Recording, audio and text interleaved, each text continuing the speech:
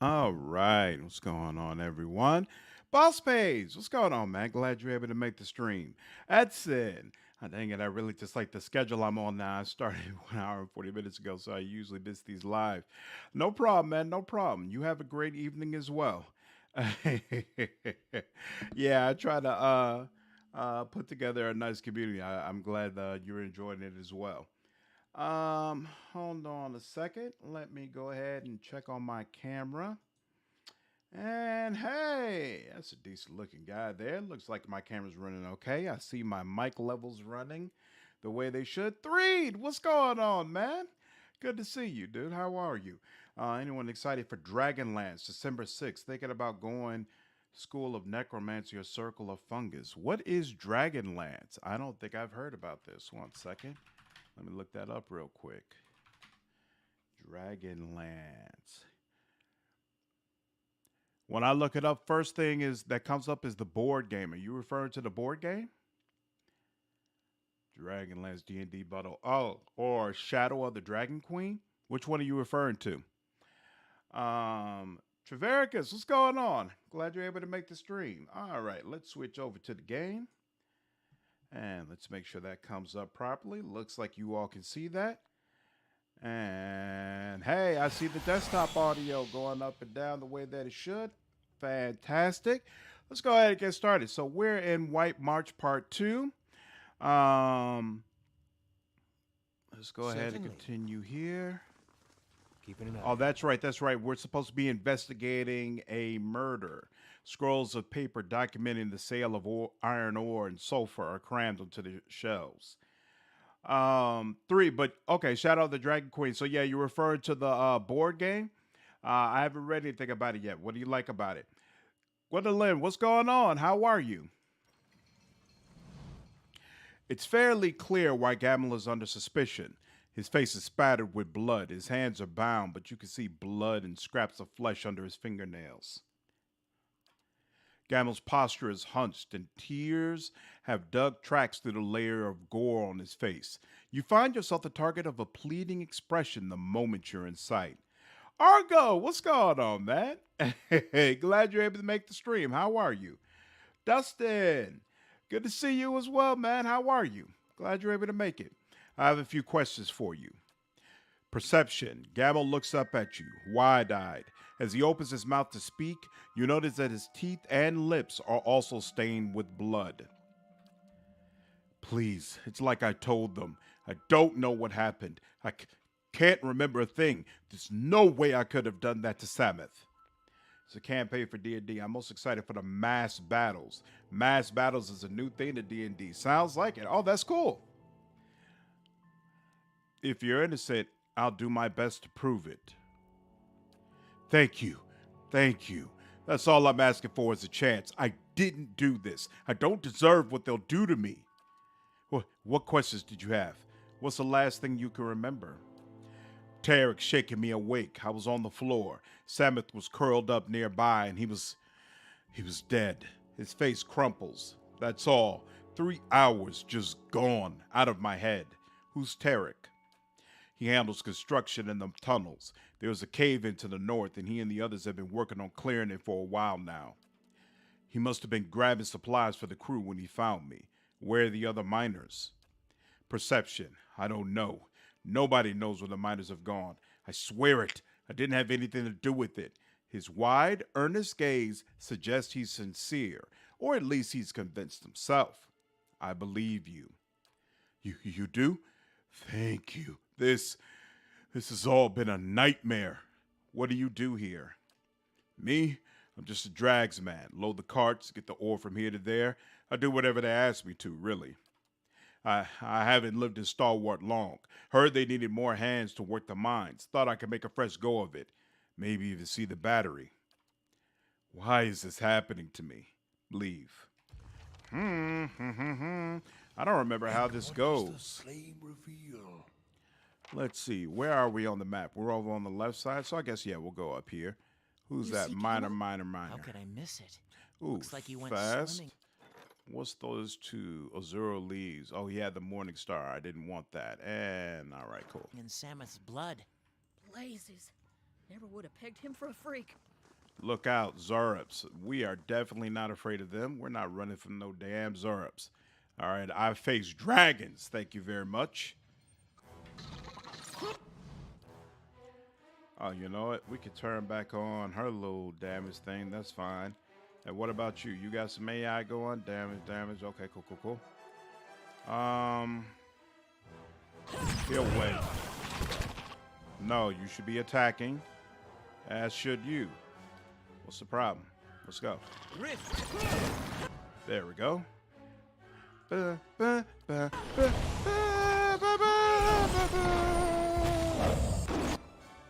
What are you doing? Here, give him some of this too.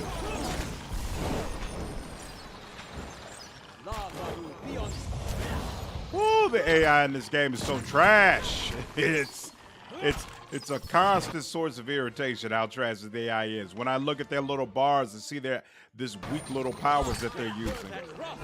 I'm doing okay, but just taking care of the family at the top of my grandmother since both my sisters are in the hospital right now. Lux, and I'm looking forward to my work week. I'm sorry to hear that, man. I'm very, very sorry to hear that. They shall see nothing while I see much. It's I guess I wouldn't say it's funny. It's interesting. I've just now been having conversations with my folks where it's becoming more and more clear that we're going to have to start financially subsidizing them, you know, because my parents, they were never good with money. So, and their health, you know, it's just not what they used to be. They can't do the things they used to be able to do before. And so, you know, this is the first time in my life I've really had to consider that. And it's rough. It's rough, let me tell you, both from the caretaker standpoint and from the, you know, from the financial impact. It's not like I'm some rich guy. I'm not even particularly well-to-do. So it's a lot to consider. But at the end of the day, it's your folks, so you got to do what you got to do. Did you see the subclass lineup they have in store for Warlock and Slandered? They just released a sneak peek yesterday. I did not see the sneak peek. I'll definitely check that out. I'm waiting for them to send me a key, though, for that new DLC. I'm really hoping they get that to me soon so I can have some content ready for you all when the game drops. When the DLC drops, rather. Yeah, Dustin, the music in this game is fantastic. Really, really great. Pretty much no matter what you're doing, whether it's fighting, talking, you know, epic story beats, just really, really nice. Someone must have it. The crystal, where is it? Can I not talk to you? I cannot talk to you. All right, fine. Oh, confused miner. He's not a regular person. Oh, here goes Tarek. Need something? We're trying to get this place cleared out. He squints at you. What are you doing in here anyway? I heard you were the one to find Gamel. I have some questions. Huh. Glad someone's finally taken an interest in what's been going on around here. Sure. Ask away. Where did you find Gamel? Found him out to the east, hunched over Samus' dead body. The state of him. Thought he'd gone feral or something. Tarek shakes his head. One of your workers was acting a little strangely. Noticed that, have you? I think it's something to do with the sulfur. After they've sent to fetch it back from the East Mines, they all come back a little off. Caught some of them wandering in circles, talking to themselves. He shrugs. Didn't seem to last once they were outside the mines. The eastern mines seem to be the site of a lot of trouble. My guess? It's gas, bubbling up from the underground, coming out with the sulfur, messing with people's heads. Knew a guy once, got a lungful. He decided to shuck off all his clothes and run hollering through the tunnels. Well, we all got an eyeful, but at least he didn't hurt anybody. Be careful if you head over there. Cyllin uses constructs for digging, and they double his guards. Just give her a heads up you're on the way, maybe. What's Cyllin's job here? However, picking up some potential sites for new tunnels at the moment. Otherwise, she wrangles the constructs, mostly these days. Her aim's to have the constructs do most of the dangerous work. You'd have to ask her how she's getting on with that. I never liked those things myself. Has anyone from your crew gone missing? Not a one. Guess we've been lucky. That's all. All right. I'll see what I can find. What's this? Boots. The cave-ins have created openings to the outside. Snow has settled upon the rocks above. Indeed. The AI is such garbage. I went insane trying to micromanage it all. Yeah, it's rough. It's rough. Rough and more than a little annoying. The insane cost of some medicine is what is causing the most stress to my grandma on top of her usual health issues. Hope your folks don't have to deal with that too much. Not yet. Hasn't gotten to the point where they're like on a ton of medication. So it's more so just about basic living expenses. But I definitely agree what you said, though. The cost of medicine, especially when you live in the U.S., insane. Salmon's body is laid out cleanly. You can see that his throat has been torn out and his face has deep scratches in it. His hands are stained yellow. Stalwart militia. Interesting.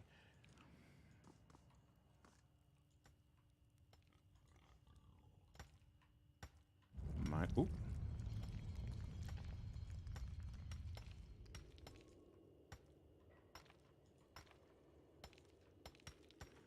Minor, regular minor. Ooh, gems. And we're back where we started. Just about.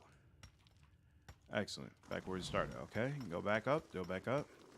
Okay, go over there, go up, go up, go up, go up, go up, and up here. My favorite subclass might be the tree. It's so weird and insane. And I like the weird, bizarre things. Okay, I'm gonna definitely have to look at that video. I mean, that'd be the kind of thing that I would cover, but we're so close to when the DLC actually releases that I'll probably just focus on making sure I prepare for that. Whoa, these guys are all ready? Oh, that's a troll. That's not a construct. So where? Interesting. We got a little bit more over here. Okay, fine. Let's deal with it.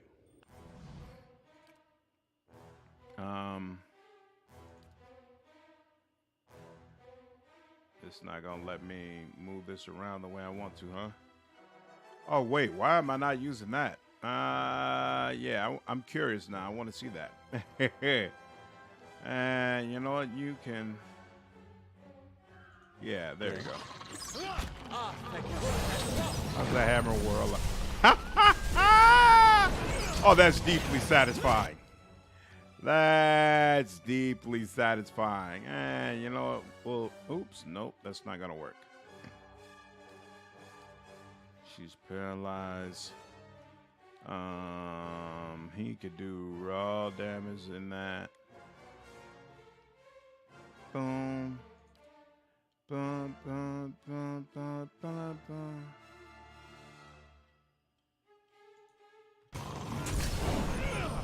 Woo. And this has went terribly, but it is what it is. It's fine.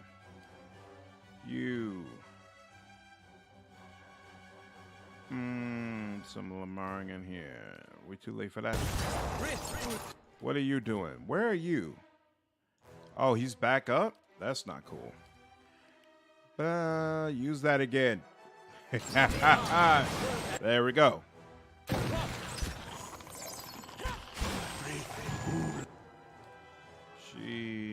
Whoops, no. Boom, boom. Excellent. Now. 69. And bam, bam, bam, bam, bam, bam. Fury, what's going on, man? How are you? Glad you're able to make the stream as well. Zerups, and you, whole bunch of things. Okay, cool. And some gems. Cool. Nice and So quiet. there's an upper part and a lower part. We will go to upper part first. Nice and quiet. What's over here?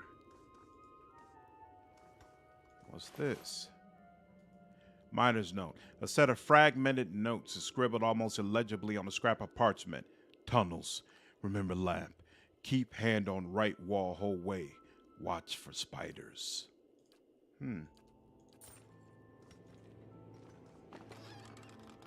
Hammer and chisel. Okay.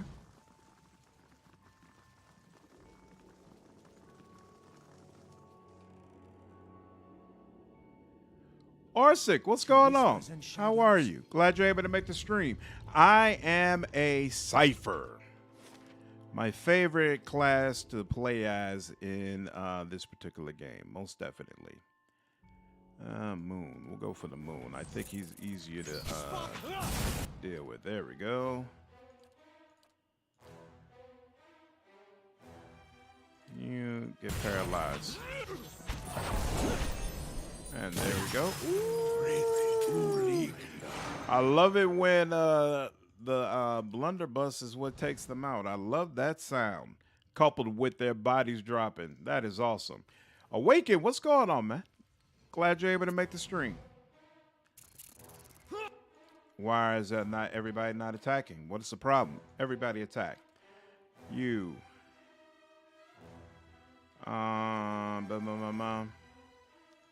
There we go. You. Do that for Eder. You.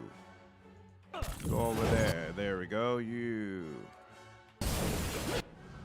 You.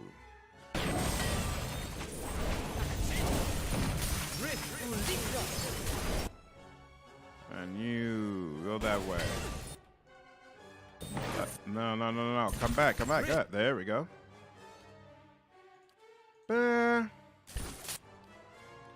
Why does it seem like we're kind of getting surrounded? Nah, I don't even like that here.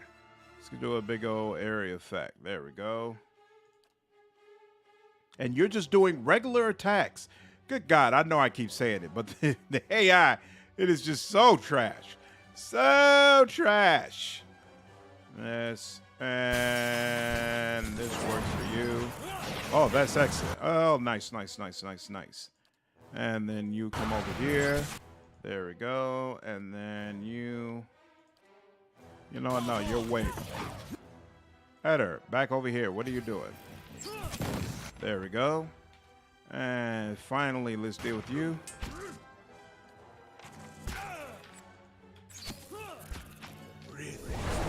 And there we go. We're getting close to a vow. Can't wait to see a first-person game in the world of Pillars of Eternity. Don't assume we're close. When's the last time we heard anything about Avowed? At this point, to be honest with you, I have no faith in what's going on with that game. So I'm taking a real wait-and-see approach, which is actually frustrating for me. Part of the reason I chose Pillars of Eternity to go through first is because I thought Avowed was be coming out relatively soon. So I was like, hey, it's going to be really cool. We'll go through Pillars of Eternity first, and then we'll get to Avowed. But now, nah, I'm not confident at all, to be honest with you.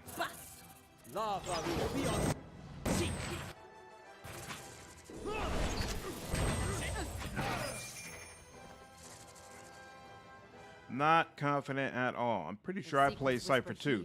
To me, Cypher feels the best in this particular game. Like, it just feels like the most natural mesh with To whispers and shadows. with the way the game flows. Like, a lot of what you already do, it just feels like what a Cypher does. Think they're going to keep the classes for Avowed or go the way of Skyrim? I think I say they go with the classes, because even though I know they're going for the whole Skyrim feel, you've got to have something that differentiates you. If they just try to just jip the whole Skyrim setup, I don't think that's going to go over well. Like, you've got to have the uniqueness of what Obsidian actually does. A peek inside these shallow burrows reveals the gleaming stare of many eyes. That's the other reason why I don't have a whole lot of faith in it. We know this is not the type of game that Obsidian has done before. So, and let's be honest.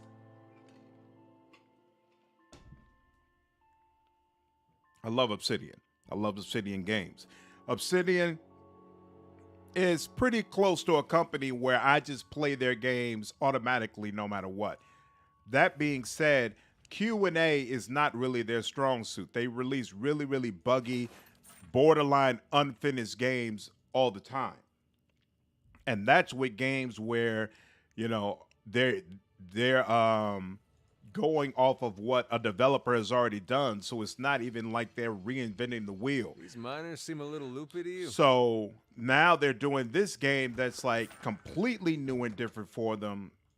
I have no faith whatsoever that Avowed is coming out next year. Truly sad to see what's happening in Zom's Disco Elysium. It's such a unique and well-written game. It is.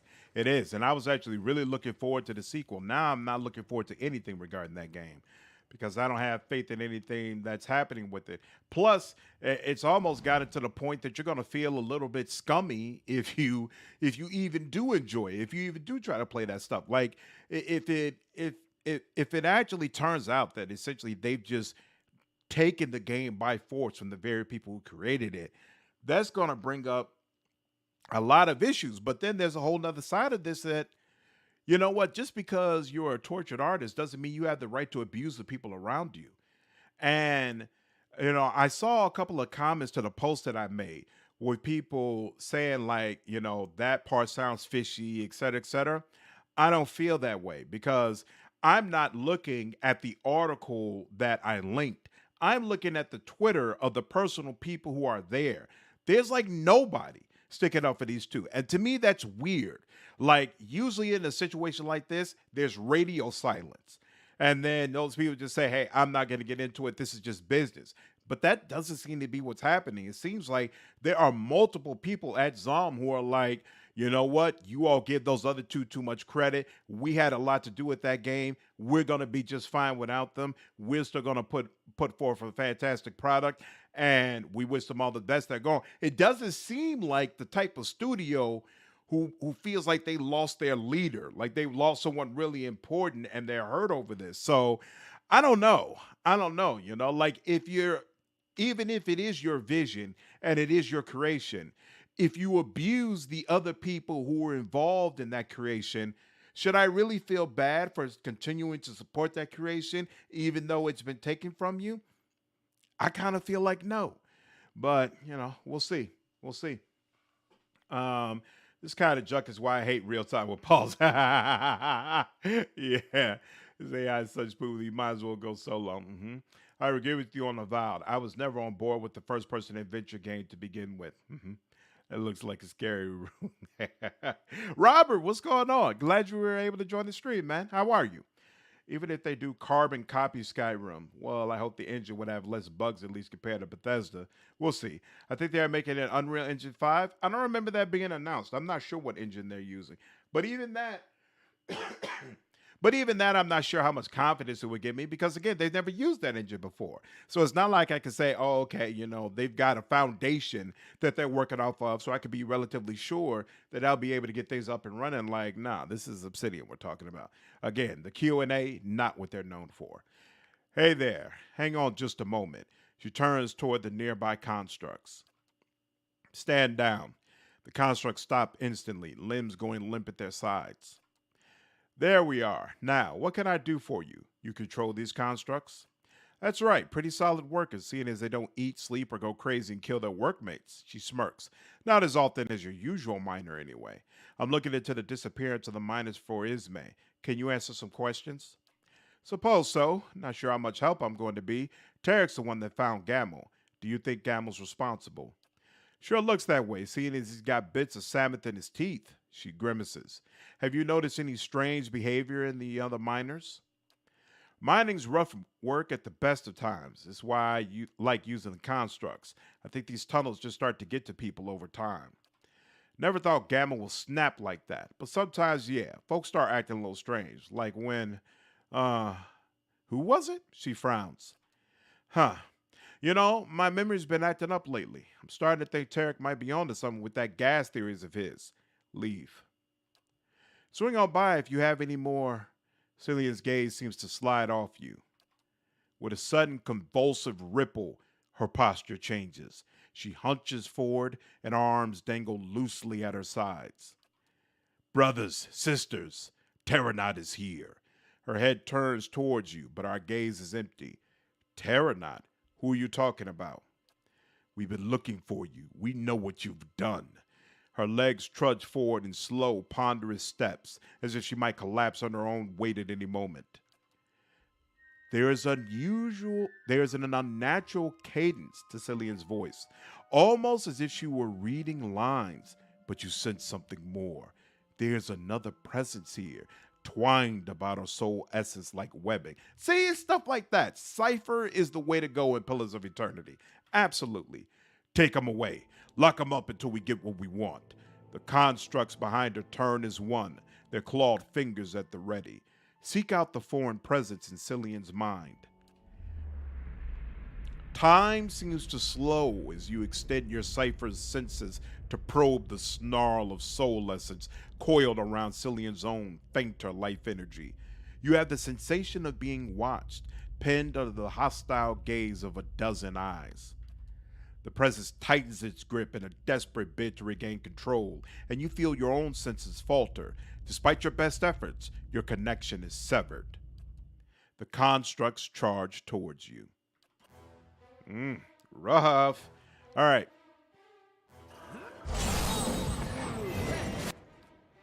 Ba, ba, ba, ba, ba. You.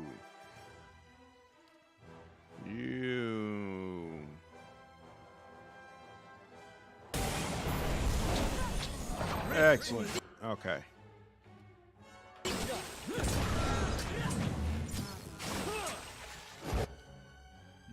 Let's paralyze you.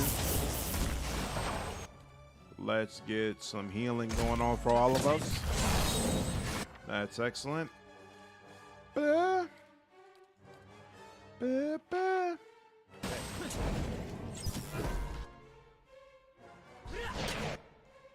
You did that. You do that. You. Ooh, yeah. Knock somebody on the ground. He's got two. Yeah, knock him on the ground. Why not?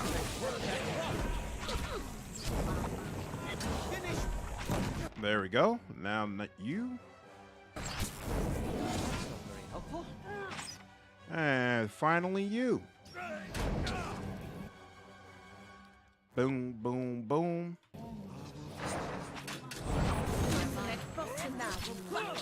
And there we go.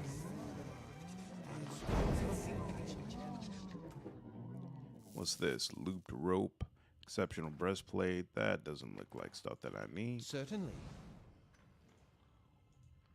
A yellow tinge vapor gusts occasionally from these vents, leaving an acrid odor in the air.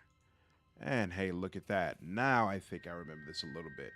All this bad news about game companies totally sucks. Such a shame. I agree. Yeah, I skimmed over the post you shared about the disco game. That sounds bad, though I haven't read it or anything yet. Still haven't played the game yet either. You haven't played the game yet? You know, I gave consideration to making that the next game that we stream instead of Pillars of Eternity 2. Only because Midnight Suns comes out in December, and I'm pretty sure that's a game I'm going to want to play. So I was thinking maybe it doesn't make sense to play another big game. I don't know. We'll see. We'll see how I feel. Despite the memes, Skyrim you could at least complete on release except PS3. Not so for a lot of Obsidian releases. Exactly. What's going on, Mega D? Glad you're able to make the stream. Yeah, absolutely. Like, I'm one of those people who brought Knights of the Old Republic 2 right from the beginning, and it was bad. New Vegas, really, really bad. That game was almost in an unplayable state when it first came out. Now, Outer Worlds was much better, but Outer Worlds is also, I would say, much smaller and more streamlined than a lot of other Obsidian releases. So I don't really count that. I don't think that's a sign that their QA has gotten better. We'll see. I'm good, just hanging out. Good, glad you're able to hang out here, man. Did you play Outer Worlds with how much you like Obsidian? Of course, yeah. In fact, I just mentioned, yep. I play Outer Worlds. I'm even going to play whatever that little game, Pentiment or whatever. I'm definitely going to play that when it comes out. I mean, Obsidian, pretty much anything that they release, I play it. So what? Knights of the Old Republic 2, Vegas, Outer Worlds, Pillars of Eternity 1 and 2, Tyranny. I bought all those games. I played all those games. Absolutely. But yeah, I don't have high hopes for Valor or anything. I'm also just waiting to see Camp. Absolutely. I can't believe Outer Worlds, of all things, gets the instant sequel. Pillars of Eternity, Dead After Deadfire, Tyranny, Abandoned. It really hurts me that Tyranny didn't do better. Tyranny was such a fantastic concept that they did really, really well. I'm not exactly clear on why the game didn't do better. But it was definitely clear that they were disappointed by the sales. So I don't blame them for not doing a Tyranny sequel. As much as I would love to see that, I understand why they haven't done it. I do blame Obsidian for not doing a true Pillars of Eternity 3, because they readily acknowledge that a lot of the issues with the way Pillars of Eternity 2 sold was on them, because they didn't treat the care as far as marketing the game and communicating with the community about the game and things of that nature. They didn't treat it with the care that they treated the first game. And they have openly acknowledged that they feel like that's part of what really deeply impacted the sales. So if you know that, and you know there's this huge community that's behind it who really, really wants a sequel, why can't you just run that back and then do it properly so that it sells the way you want it to? Like, it's disappointing to me that they're basically just going to abandon that and go the prequel route. Like, and Avowed is a different game. So, yeah, and I'm not mad at it. I understand that they're with an Xbox now, and so they kind of have to make certain types of games so that Xbox can feel confident they're going to get the return on that arrangement. But still, man, come on now.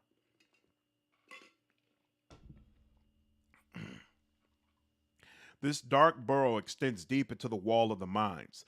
Unlike the mine's tunnels, the walls here have an almost slick texture, interspersed with damp, pressed earth. A few paces past the entrance, the tunnel widens considerably. You find yourself at a crossroads where the tunnel splits off in three directions. Two tunnels lead to the left and right, while the third stretches on ahead of you. You can feel a breeze, faint but steady, coming from the tunnel to your right. So I'll go left. Walking on, you feel you come to a fork in the road. The tunnel splits here, curving away to the left and right. You hear faint rustling down the tunnel to your left and a repetitive tap-tap of bristly legs striking the cavern floor. So go to left again. As you head down the tunnel, you come upon a spiderling clinging to the cavern wall. It hisses fearsomely at you, brandishing its fangs. Startled, you straighten up and crack your head on the ceiling of the tunnel. The spiderling turns and flees into the darkness. What? Stop it. I'm not jumping at the sign of no spiderling at this late stage of the game. Are you kidding me? You trudge gamely down the path, only to find that the cavern eventually comes to a dead stop. The only way forward is behind you. Turn around. You come to a fork. Take the right. You find yourself at a crossroads where the tunnel splits off in three directions. Two tunnels lead to the right, left, and right, while the third stretches beyond you. You feel a breeze from the tunnel ahead, so I'm going to go to the right. You step clear of the burrow and find yourself back at the start within the Star Wars mines. God dog it. Oh, well. All right. And explore the tunnels. You feel breeze on the right. Take the right. You come to a fork in the road. The tunnel splits here, covering the way left and right. Feel a breeze from the right. Take the right. You plunge into the darkness. Reaching out, you can feel the walls continuing to the left or right, but you cannot see what lies just ahead. You hear faint rustling from just down the tunnel to your right and the repetitive tap, tap, tap of bristly legs striking the cavern floor. So I'm going to go to my right. Midway down the tunnel, a spider suddenly emerges from the darkness, dagger-like mandibles plunging down towards you. The long fangs narrowly miss, but during the desperate struggle that follows, the spider nearly yanks your arm from its socket. Having failed, it stumbles away down the tunnel after easier prey. After a short distance, you come to a dead end. So no reward for exploring the tunnels, apparently. All right, cannot see what lies ahead. You can feel a faint, steady breeze coming from the tunnel to your right. I'll take the right. Walking on, you come to a fork in the road. The tunnel splits here, curving away. A damp but not entirely unpleasant breeze flows towards you from the tunnel to your left. I'm going to my right. You stumble upon a skeleton. Finally, okay, some sort of reward. Stumble upon a skeleton propped up against a small chest. Tatters of its old clothes tell you this person may have been a miner. Take the treasure. You start stuffing your pack full of the coins and your other treasures. You have gained Comtessa's Gauge. Oh, interesting. Turn around, and tunnel to the right has a breeze. You trudge briskly past a long, empty stretch of tunnel. Walking on, you come to a fork in the road. The tunnel splits here, curving away to the left or the right. Breeze from the right. I'll take the left. Seemingly endless stretch of featureless stone. At the end of the path, you find yourself facing a dead end. A pile of boulders and dirt has fallen to the passage, blocking your way. You notice gaps between some of the rocks, though. These are too narrow to pass through. Use your hammer and chisel to widen the crack. You chip determinedly away at the stone. After a long period of heavy toil, you manage to break one of the smaller boulders. Several rocks tumble away, clearing a path just wide enough to pass through. Walking on, you come to a fork in the road. The tunnel splits here, curving away to the left and the right. Okay, they don't give you any direction this time. Let's go to the right. You trudge, and the only way forward is behind you. Turn around, turn left. Trash stretches a long, long way, taking you through a seemingly endless stretch of featureless stone. Walking on, you come to a fork on the road. It splits here, curving left and right. A damp but not entirely unpleasant breeze comes from the left, so we'll go to the right. But it gives way a short distance ahead. Walking on, you come to a fork on the road, left and right. Okay, you know what? I'm going to start following the breeze because this seems like it's taking forever. Oh, wait. But the breeze is coming from the tunnel behind me. You know what? No, I'm going to keep going. Dead end. Right. Um, Tunnel to the right. Step ahead. You find yourself in a new cavern system. A thick layer of spider webs under your feet. You see light up ahead as the tunnel comes to an end, and they finally take you in. Finally. Whew. That was rough.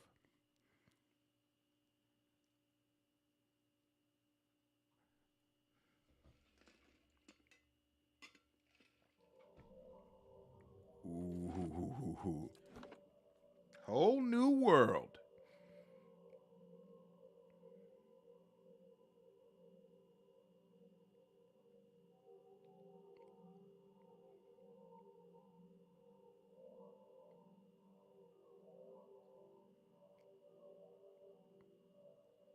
There we go. All right, what did I miss?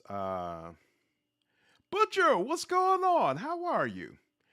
Yeah, it does kind of seem like Cypher is a canon class for the protagonist of the game. Would you say that the second game feels the same way in terms of Cypher being so immersive like that? I don't remember the second game well enough. I'm probably going to choose Cypher again. So when you see the stream, you'll be able to make a decision about whether or not you feel like it works out the same way. No one gives a shit about our CRPGs. Yeah, sometimes it feels that way, most definitely. Indeed, these games were not very stable. Tyranny will probably never have a sequel. That's too bad. Never say never because Xbox is funding them now, so that they can easily decide. You know what? Now, what I will say is, I feel like Tyranny will never have a sequel for that specific character, but we could get another game in that same world where we get to play a villainous person if we wanted to. Lahel, what's going on? Glad you're able to make the stream. Not really a CRPG, but have you played any of the Wasteland games? What's going on, Alabas? Glad you're able to make the stream. Yes, I have played Wasteland. What's the one that just came out? 3, right? I played Wasteland 3. I've never played Wasteland 2. And I'm actually going to play Wasteland 3 again. In fact, I think I'm going to stream it for the channel because I want to do a Supreme Jerk one run. And I know there's a way to get an ending where nobody dies. And so I wanted to do a Supreme Jerk run where we get that ending. And I know they made some updates to the game where assault rifles are actually usable. And I feel like when I did my playthrough, assault rifles were so terrible that there was just no reason to bother using them. So I'm curious if that makes me change up some of my builds and makes playthroughs more interesting. So yeah, I'm gonna circle back to that game most definitely. Pillars of Eternity 2 didn't work as well as its oldest, did it? As you say, yeah, it didn't. It did not sell nearly. Pillars of Eternity 2 didn't sell nearly as well as Pillars of Eternity 1 did. I have my seat. They wanted DOS 2 numbers for Pillars of Eternity 2. What they didn't understand is that DOS 2 didn't make CRPG fans, it made DOS 2 fans. You can see them all over the place complaining that any game isn't like DOS 2. That is for damn sure. That is for damn sure. DOS 2 fans, they're like a totally different breed. It's not the same thing at all. That fire included. Wasteland 2 is aged well. It deserves a look. I think Morty just did a review of it, right? I should probably check that out. Baldur's Gate 3 is more like Divinity Original Sin 3 than Baldur's Gate 2 based on the early access. You know what? I'd agree with that when the early access first came out because I did play it and I felt like this isn't really Baldur's Gate 3 to me. But multiple people, I made a community post saying that a month or two ago, and multiple people came out and said the early access has changed significantly from when it first came out, and it's much more like Baldur's Gate now, and it's not legitimate to say that it's basically DOS 3. So I'm withholding judgment until the game comes out, and I actually just go ahead and get a chance to play it. Yeah, Argo, that was a huge maze we had to go through. But we're finally on the other side. Mercedes, what's going on? Glad you're able to make the stream, man. How's life treating you? Been loving the daily subclass records. I'm really happy with the way the community has reacted to that video series. It's working out exactly the way that I hoped it would. I think it's helping a lot of people figure out what sort of classes they should be using on their next playthrough. So yeah, love all the feedback. And life is good. I got no complaints whatsoever. The special project I had to do at my job today went very well. In fact, I got some positive feedback from my senior director on the way home. Really happy with it. Really happy. Florian, what's going on? Glad you're able to make the stream. How are you? Yeah, that's why I'm not too excited about BG3.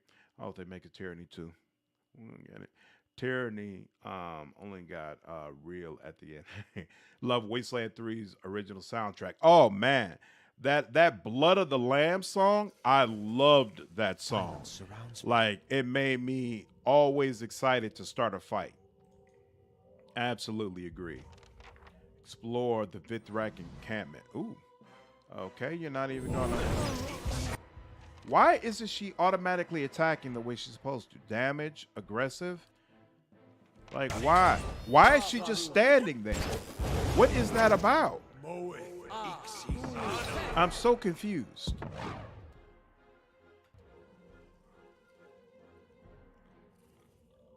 I'm so confused. Whatever. All right, where am I? Ooh, this is a big place. Okay. Primarily because of Nemesis. What's going on? Glad you're able to make the stream. Only got real at the end, primarily because of the spell progression. I really enjoyed the spell system in Tyranny. I thought it was very well done. Very well done, very unique.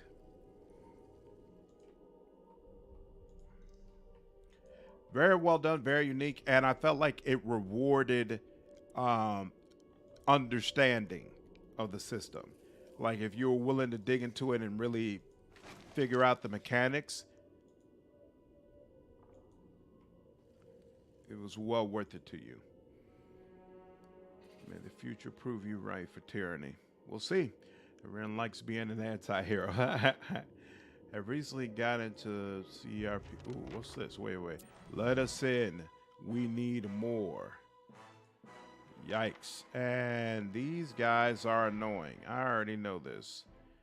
What do we want to do about it? Ooh.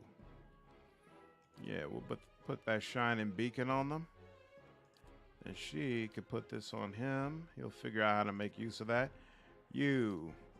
Yeah, do a little bit of that. Do a little bit of that. And you. Fry up one of these people. There we go.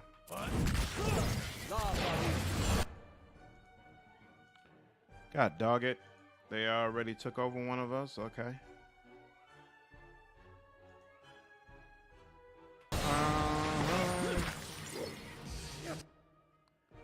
Yep, okay, that's good. Yep, I'm actually good with that. I'm not good with that choice, no. Can they be frightened? They can be, okay. So we'll frighten you.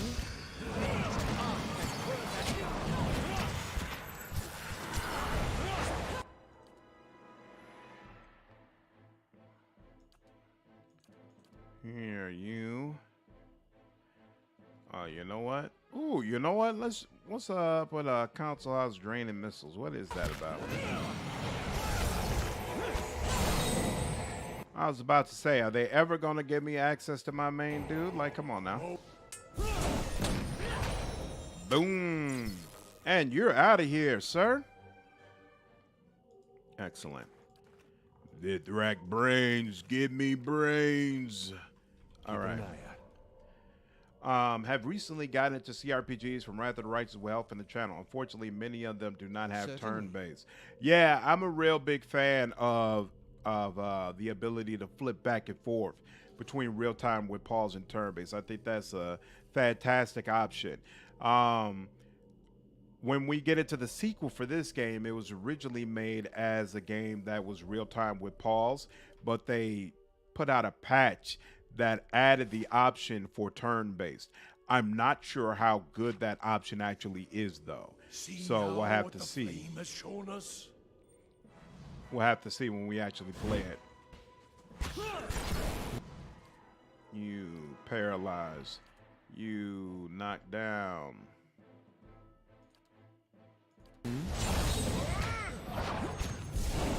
And there we go. Oh no, oh no, that's not what I wanted to do at all. And they just ran over there. It's all right. Nothing we could do about that. Where is Eder? Eder's over with us. Whoops, no. Let it run. Oh, that's because somebody came in the pile with us. Holy smokes. That's not cool. Okay, that's Green Mother over there. Yep, she'll connect with him. He's doing that.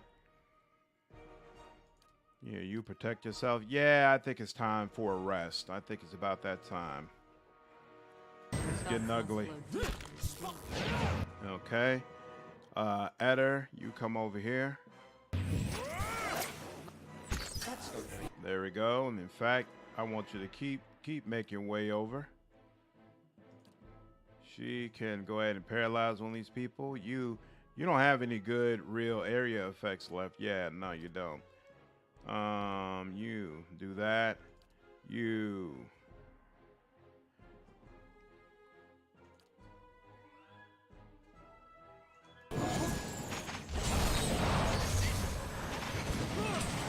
Where is Eder? You up here.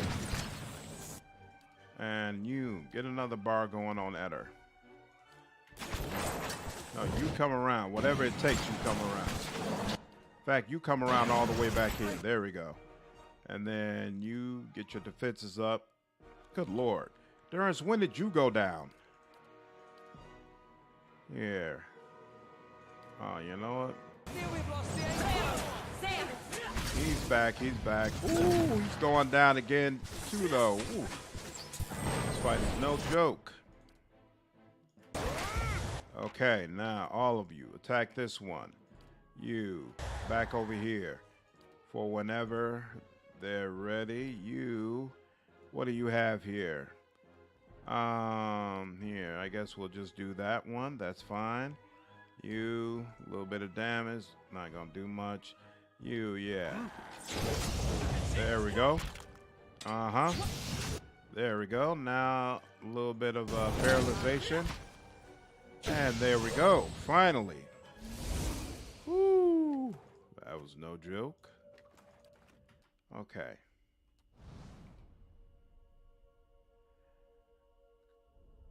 There we go. All right. Oh yeah, I just finished watching your Wrath of the Righteous class ranking reviews so far. They were really helpful for me and surely others as well. It was neat hearing your opinions. Awesome. Awesome. I'm glad you all have been enjoying them. I just fell and nearly cracked my neck. I missed the edge of my desk by 2 inches. Dude, be careful over there. 5 Vithraks. If there's anything I was ready for Pillars of Eternity, it's that stupid bounty with the 10 or so Vithraks and Pearlwood Bluff. Yeah. Yeah, I don't think I've done that one yet, actually, so it's going to be interesting. If you're going to do Pillars of Eternity 2, got to try out your Cypher versus the Mega Bosses. Mega Bosses? All right. Yeah, I'm pretty sure I'm going to go the Cypher route, so man, this just reminds me that I need to finish Pillars of Eternity 2. Absolutely, I would recommend it, even though, honestly, I don't feel like the ending is all that great, but the game is more so about the journey. Do CRPGs have a future in the video game industry? I mean, if the formula doesn't change, it doesn't evolve. Most of the gamers who love the genre are over 30, 40 years old. I think it does. I think, first of all, I think Baldur's Gate 3 is going to add a whole new wave of people. Like what was already mentioned, DOS 2, even though it is a CRPG, like it's not, it has a much wider range of fans. And I feel like it's kind of a thing where, the sea lifts all, it's lifting all tides. It's basically it's lifting all boats. The tide is gonna lift all boats and just bring more attention to the genre. And frankly, I think Avowed might do the same thing, even though, of course, it's going to be associated with Microsoft and it's going to be focused on the Xbox. I think there's just a lot of developers who are willing to invest in CRPGs. So I don't feel like it's dying. There was a time where I felt like it's dying, but I don't feel like that's happening anytime soon. No matter if you're excited for BG3 or not, it's definitely shown to other publishers that the CRPG genre has a tangible appeal to the mainstream, which in my book is a net positive. Exactly what I said. Yep, agreed. I used to learn turn-based, but now I love real-time. After 100 hours of Pathfinder Wrath of the Righteous, turn-based takes too long on higher difficulties. Yep, I like being able to switch between the two. So real-time with pause when I'm wiping out the grunts, but then turn-based in really, really hard fights where I can benefit from slowing the game down. Three, going to bed. COVID has me completely wiped. Got it roughly a week ago, and I'm still bedridden. Ooh, I'm sorry to hear that, man. Yeah, definitely. Go ahead and go to bed. I've called it twice before. Neither time was particularly pleasant. So I hope you feel better, three. Mega turn based and Deadfire kind of messes with balance. This dexterity recovery time means nothing anymore. Interesting. So does that make the game easier or harder though? I guess it depends on how you've organized your build, right? Like if you made your builds essentially ignoring dexterity and recovery time and focusing on other areas, and I guess it helps you. But I plan to probably do most of it in real time with Paul, so I'm not even going to mess around with it that much. Might be something different though. I'm told that COVID only takes a couple of days to get over. That's not necessarily true. So it could be COVID. If you're not sure though, you should definitely get tested, bro. Of all the games you played, which one do you feel like feels the most similar to pen and paper D&D? Probably Solasta. Especially from a combat perspective, Solasta feels like you're sitting right there. The fault is in how Pillars was designed from the ground up to be a system for a real time with Paul's game, not an adaptation of tabletop rules, which actually works for turn based. Yeah, to me, all games are not meant to be turn based, you know? So I think it's cool that they decided to try to help out some of the fans and provide the option, but if it's not meant for it, it's not meant for it. It's just is what it is. Even if some people think they stray too far from predecessors, I can't wait to see what it looked like in version 1.0. What are you talking about? Version 1.0 of what? Oh, BG3. Yeah. Yeah, I'm gonna wait for the full game to come out and then play it and make my judgment from there. Speaking of your class reviews, I just rewatched your bard to make an Azada songstress. It was really helpful. That's awesome, man. That's awesome. I'm trying to make it to help out the community because I know there's a ton of classes and it's hard to sift through which ones are and are not all that great. So really, really glad that it seems like this series is working for people and they enjoy it thus far. 40K franchise is massive too. I don't see a scenario where Rogue Trader doesn't sell big just from that alone. I'm really looking forward to seeing how that works out. Every time I see Pillars of Eternity, I get confused, thinking it's Path of Exile. Really, they look really similar? When is Rogue Trader due to arrive? 2023. So supposedly the alpha beta for Rogue Trader is going to come out this year. That's what they originally said when they announced the game. So if we're, maybe I don't know if this is an apples to apples comparison, but with Wrath of the Righteous, they released the beta in February and the game came out in September. So if they're going along a similar beta schedule, then the thinking would be that Rogue Trader would indeed release next year. But who knows if that actually means anything? We'll see. As far as I know, they haven't. I was about to say, why am I not getting an option to deal with this? We'll see how this all works out, but it's exciting stuff. It's exciting stuff. Bit off topic, but I never knew until now that Outcat Games lost rights to Kingmaker and hasn't received any revenue from it since 2019. And now the fact that they pretty much completely stopped supporting it makes a whole lot more sense, especially compared to how they're supporting Wrath of the Righteous. Like, I know there's a lot of people who bought Kingmaker who are deeply frustrated by what they feel like is a complete abandonment of that game. And honestly, I didn't understand why they weren't doing more to patch up some of those issues. But hey, if you're not making any revenue from it, then it's hard to justify spending a bunch of money to try to shape it up, knowing that none of that money is coming back to your studio. So I get it. I get it. But it's a really unfortunate. What's that? Vithrak crystal. Okay. Wrapped up in a bundle of webs, you can see small spiked Vithrak eggs. Periodically, they pulse from movement, with movement from within. So yeah, I was definitely surprised to see that as well. Okay, let me go ahead and rest because my people are all beat up. They don't have any of their. What are Vithraks? Are they considered? They're not vessels. They're not spirits. They're not primordials. They're not. Are they beasts? They're not beasts, right? So I guess they're wilder. I don't know. I don't know. I guess. Well, you know what? Actually, the things that we're gonna go with wilder. Fine, whatever. Rest. If that's not the right choice, it's not the end of the world. Yeah, no wonder they stopped patching. No, just the pillars returning acronym. Oh yeah. Got you. I don't. It's coming this year. I don't think it will release for at least 2 more years. Are you referring to Rogue Trader? If so, I don't think it's going to take 2 years. I kind of got the feeling that they had already been working on it, but we'll see. You might be right. Yeah, they said they give up on him because of Pathfinder after the righteous, all the attention there. Yep. Okay.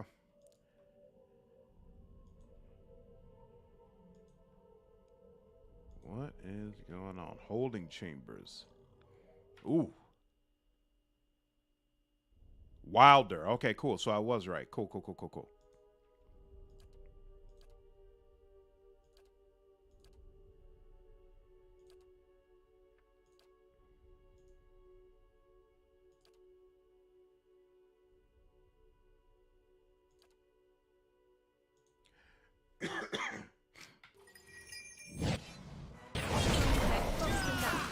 What the hell? Did I accidentally? Good Lord, I accidentally put it on my damn self. Whoa. Why are y'all still? There we go. That's on Eder. And you know what? We could put that on Durance. There we go. You.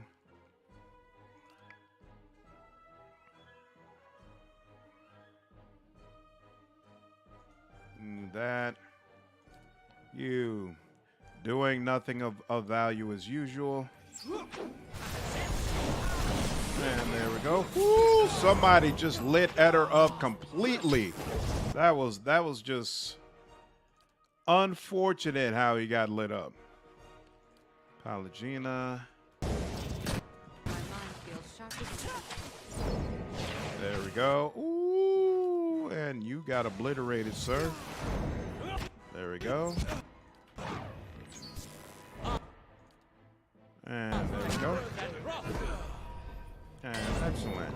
Woo! Release me. I like that he pulled out that hammer on his own. It's the first time I've actually had some faith in this freaking AI. And what does the flame reveal? Wilder, I think. Yep, I made the right decision. I bought it on console mid-2020. Was a bit pissed with the lack of support. When I heard about the loss of rights, I was slightly less angry. You know, that's a legitimate response. We're not going to pretend that it completely excuses the lack of support, but at the same time, there's got to be some level of understanding that how much can they really invest into a game where they're not getting any of the revenue back. Speaking of Pathfinder, what setting would you guys love to see explored in the next installment of the Pathfinder series? I can't really answer that because I know nothing about the Pathfinder universe. I've never played the tabletop. So I know there were some people who were actually disappointed with the Warhammer announcement because they said that there's a Stars version of Pathfinder that they were hoping. Good Lord. Did y'all really just run up on me like that? I take personal offense to that. Let's put an end to this. So I will say there's that, there's the runes character, you know, like I guess there's one setting that's all about different runes that these powerful wizards have. So talking with that character and hearing about his history was kind of cool to me. So whatever setting that is, I'd probably wouldn't mind playing more of that. But other than that, I don't have any ideas. NZM maybe. Damn, make me want to go back and play Wasteland 3 now. Yep, that's definitely a game I plan to return back to. Love that soundtrack. And whenever we get to it, it's just going to be such a nice change up from all this medieval stuff that we've been doing between Pathfinder and Pillars of Eternity. It's going to be a nice refresher.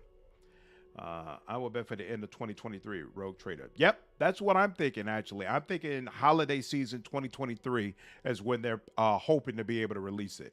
But, I mean, regardless, I don't want them to release it until it's finished. And frankly, 2023 is stacked anyway, so if they pushed it to 2024, I probably wouldn't be mad. I want to visit the High Seas, Florian, or Tianzia, the Undead Lands. I'd love to play the captain of your own mercenary company, get involved in all struggles of the Pathfinder world. Kadir might be a good setting too. Cheliax. Ooh, Cheliax would be awesome as well.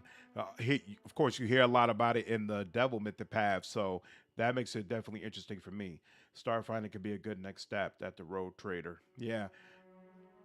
There's a new AP about the dwarves recently released and agreed. I'd love to find out more of the Rune Lords. Oh, I'm sorry, I was thinking about if they do another Pathfinder game, what theme you'd love to play. Like be the leader of a knightly order or another campaign about being an adventurer. Oh!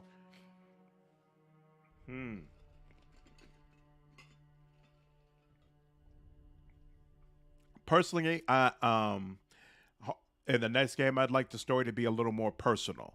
That's that is one of the things I like more about Kingmaker compared to Wrath of the Righteous. You know, in Kingmaker, it was all about you almost starting over this new life, taking over these new lands, and it just felt like a very personal, intimate journey. And so, while I definitely appreciate and enjoy the epic scale and scope of Wrath of the Righteous, you know, I don't want the same thing over and over again. So it'd be nice to get back to a more personal, grounded type of story that we could go through. You know, I don't have ideas on what that really looks like, but it's what I would enjoy seeing. The Vithrak stares at you, its spider-like features unreadable. Its speech, as it forms within your thoughts, is delivered in an even, low timbre. Why have you come here, Amor Spawn, to slaughter our people? How is it you speak Adaran so clearly? Our people are capable of much. Some simply hold less interest in learning your tongue. Some of the stalwart miners are being affected by your colony. From the tilt of his head, the Vithrak appears to be thinking. You hear a series of low, hollow clicks.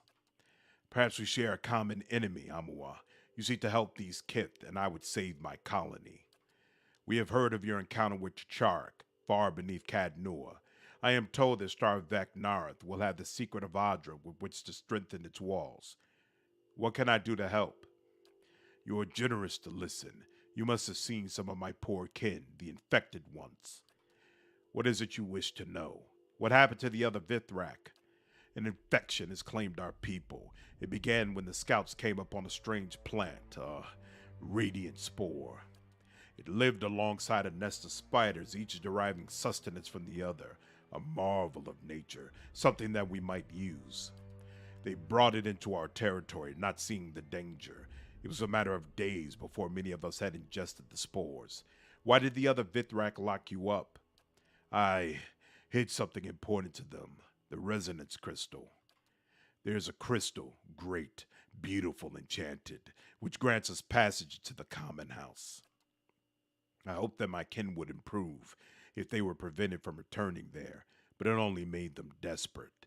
Is this the crystal you mentioned? Yes, that is it. With that, you can enter the common house and deal with the radiant spore. Please hurry. The longer the spore keeps its hold upon us, the more my people will suffer. What is a radiant spore? That is what we call the creature, for there was a light about it. I have seen similar beasts in the caverns, but never quite like this. It has grown to enormous size in little time. One center stalk, vines like pillars. It has used our own gifts against us, the connection between our kin. It uses to spread its own words, its thoughts. Why did your people consume the spores? The spores strengthen our abilities. Many believe we might all be made more powerful, but what began as study became addiction. It only took one to fall victim to the compulsion. Those who consume the spores begin to hear its words, then its instructions. We fought at first, tried to control it, failed. Why aren't you infected? I was cautious. I did not partake. Some were forced by those infected to consume the spores. I hid myself until I could retrieve the crystal. You feel a faint pulse of shame alongside the admission. Where's the radiant spore now? I sealed it within the common house at the center of our territory. I cannot let our people bring the spore to the colony at Maltor's Quirmar. The door to that chamber is sealed with a glyph. There's a crystal which, held before that glyph, resonates with a specific tone. That tone opens the doors. Do you know what's happening to the miners? For a long time, we simply avoided the kept tunnels, but the infection has heightened my people's power over weaker minds. The infected ones project their thoughts, their awareness. They find themselves in strange, soft bodies and have no care what damage they do. It is madness. You feel a sweeping aura of regret from the Vithrak. Leave. All right. Business to be handled. So let's head back. That's the common house, but we haven't explored this other side. So let's go do that. Yeah, 2023 would be a bad time. Baldur's Gate and many others are going to be duking it out. Road Trader will kind of fall to the wayside or get eclipsed. Silence. The only reason I disagree with that is I feel like Road Trader, rather Baldur's Gate 3, and I could be wrong, of course, but I feel like it'll probably release early in the year. So I think if Rogue Trader comes out in like the holiday time frame, they might be all right. Of course, could be wrong, but they've been working on Baldur's Gate 3 for so long, and it feels like they're probably close. So I don't think they're going to wait until the end of the year to release it. So if Owlcat waits until the end of the year to release their game, they might be in good shape. We'll see. We'll see. Oh. God, doggy, you can't get past? There we go. Spot on. You're not getting through me. Axis. Ooh, Axis would be great too. I forgot about that. Yeah, Axis would also be a strong choice. I was really disappointed when the DLC didn't go through more of the actual realm. Tiny spiders run across the web in droves. So yeah, being able to explore more of Axis, that would be awesome. Unfortunate that so many games release in an unfinished state and that so many people are complacent with that. I mean, you know, for me, it's hard to blame them because there are a lot of people who grew up in this era. So that, you know, if you don't know no better, you don't know no better. You know, we grew up in an era where it was sacrilege to release a game before it was actually in a playable state. But that's just not the way of the world anymore. Actually, here. Everybody should be attacking you, and then we're going to paralyze you. Yep. Ooh! Worked out even better than it planned. The throat of the Vithrak has been torn out, and deep gouges have been scratched into its face. Did I get that? Yeah. So I don't blame those people. It's like when folks question how could you bring yourself to purchase the same Madden game or the same Call of Duty game over and over again. They've never known anything else. You know, they haven't seen how this is really supposed to work. It's always been this way for them. So can I really blame them? I don't think so. I don't think so.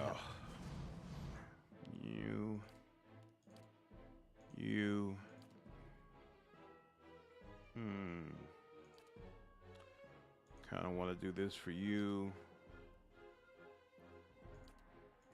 Want to do that for you.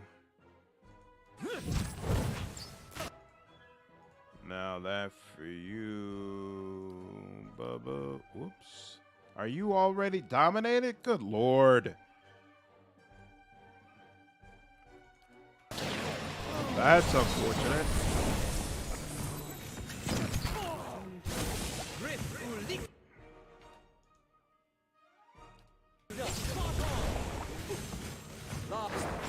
Why you run out there? And I wasn't ready for you to do that. Oh well. Here you. Oh hey, we can run that back.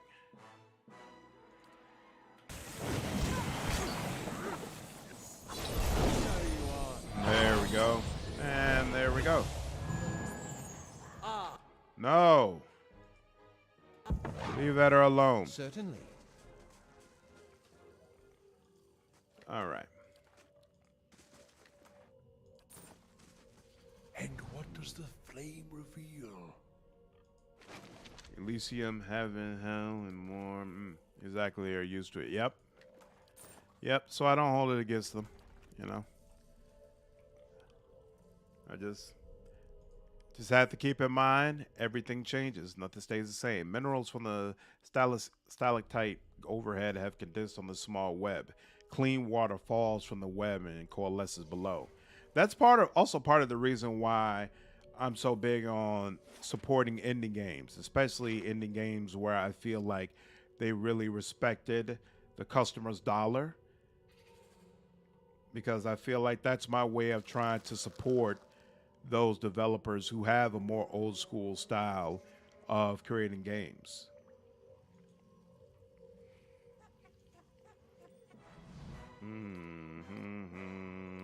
Oh? And that's all she wrote. Oh, no, there's a whole lot more of them. That's not all she wrote.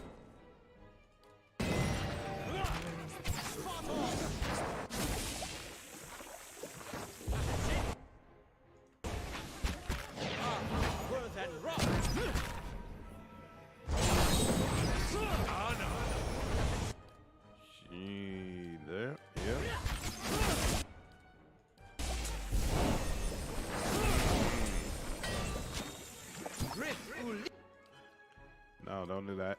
And her. And her. Yep. There we go. Woo! These people are much easier to deal with than those annoying Vithraks. The light from the mushrooms illuminates the dust in the air, revealing the thick clouds of spores. You feel your nose tense up as you breathe.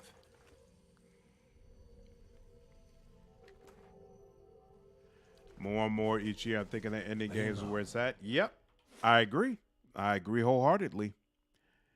That's why I feel like it's so important to support them.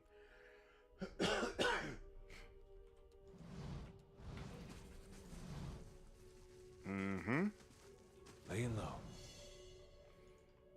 Absolutely. And it's just, to me, the way the developers treat you is totally different as well.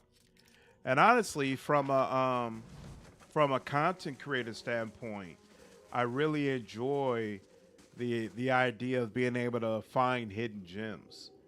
You know, especially when it works out in a way where I'm able to really serve an underserved population. Like when King Arthur came out, there just weren't a lot of content creators doing anything with it. So I know that, you know, I feel like I make good content in general, but I also know part of the reason that my content did really well there is because the audience was so underserved, because there were a few content creators who even felt like it was a game worth doing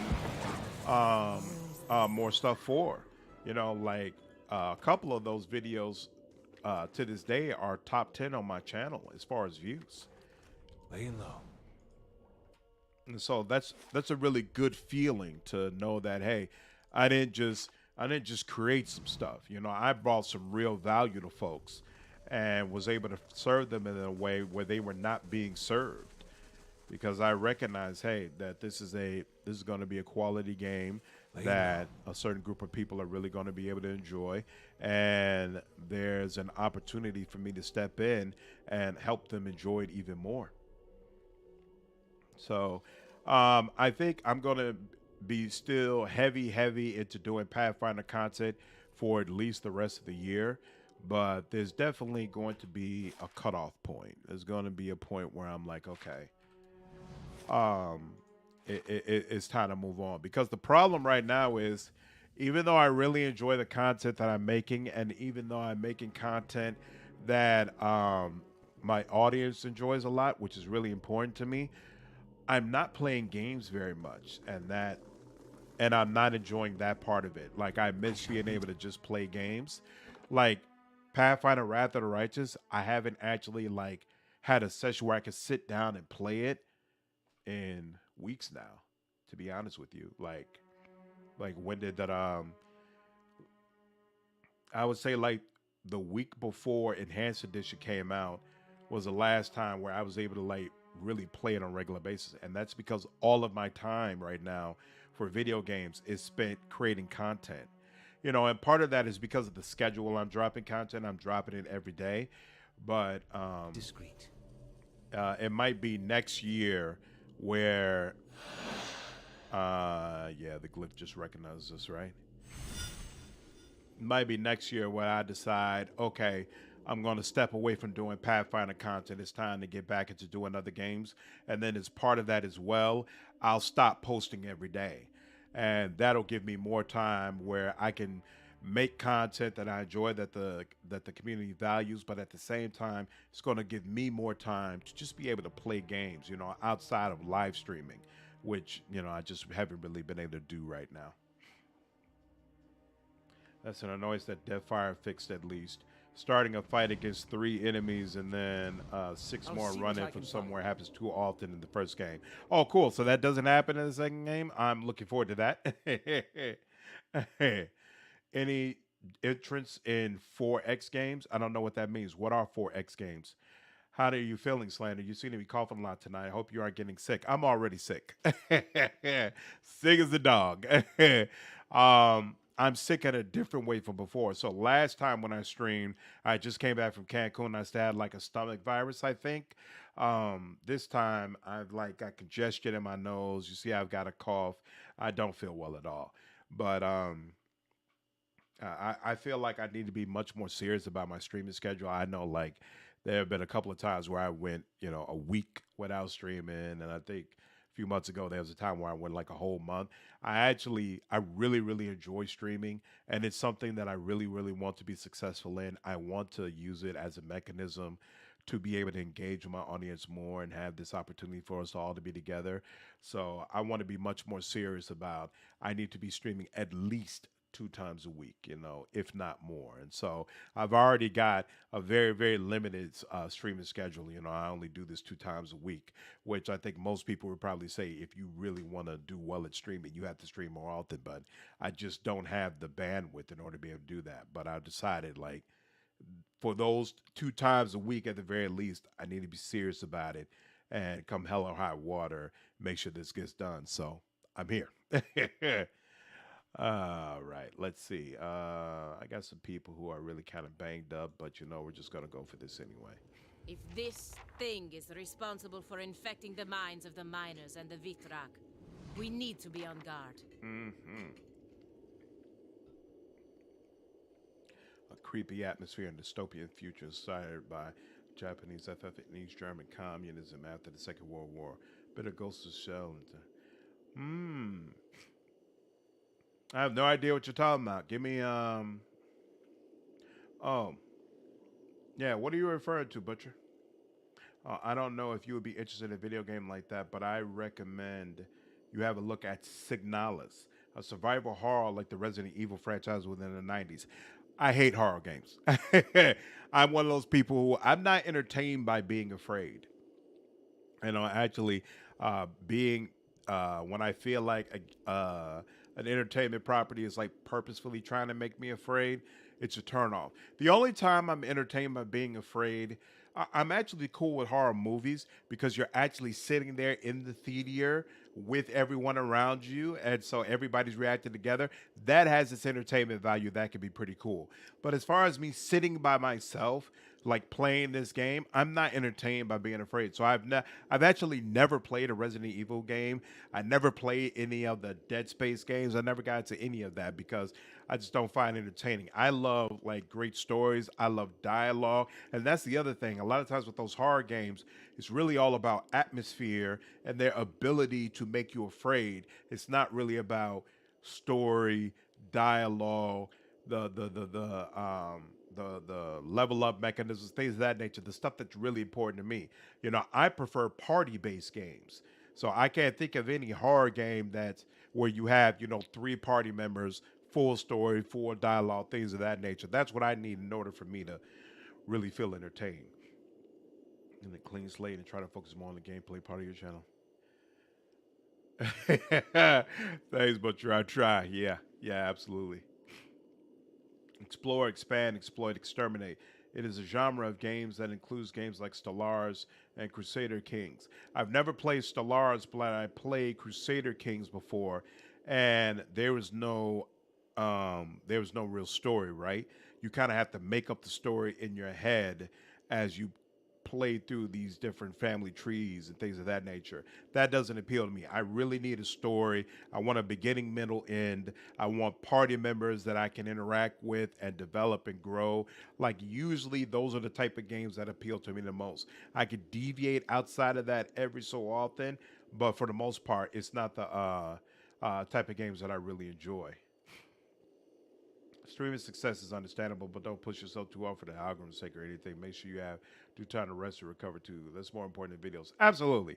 Which is why, look, if I wasn't doing this, I'd be staying up just playing regular video games. Like, I'm actually off tomorrow, so I'm gonna spend all day tomorrow laying up, drinking orange juice, all that kind of stuff. So I figure, like, you know, I'm not worried about it. One of the advantages of losing more weight is that I'm fighting off sickness better. Like, this is the first time I've been sick in months, which I was getting sick back to back to back again and again and again earlier in the year. So I feel good about it.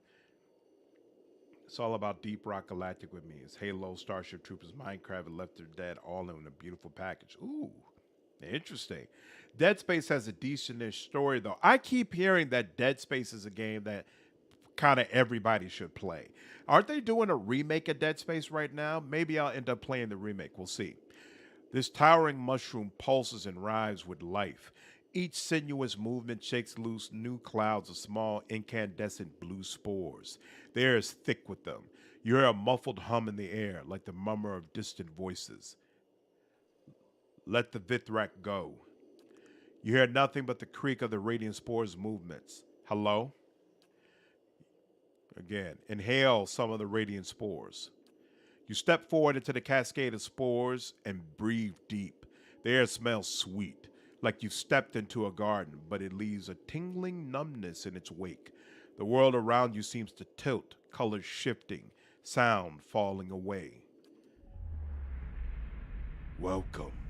The spore's voice fills the room, as grand and overbearing as its pulsating form. Blazes, it talks. I'm going to go ahead and select that. You hear laughter, laced with amused contempt. Take more. You'll understand soon enough. The glowing stalk shakes, and another dusting of spores falls loose. Ooh, I shouldn't have done this. Step forward. The radiant spore's words are a driving force at your back, pressing you onwards. Its spores fall like bright motes of dust around you. Where did you come from? These questions do not matter. Keep breathing. Take a deep breath. Yes, you have chosen well. Now you can join the others. Isn't that much better? Yeesh! Yes. Good. Now rid me of these pests. I have no use for them. As soon as the words reach your ears, you find yourself turning to face your allies. How long, though? How long am I confused? Yeesh, there's a lot of these people.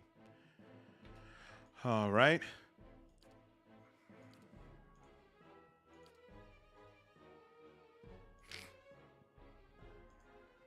Actually, no. Here, no. We'll do a regular one. Minor avatar.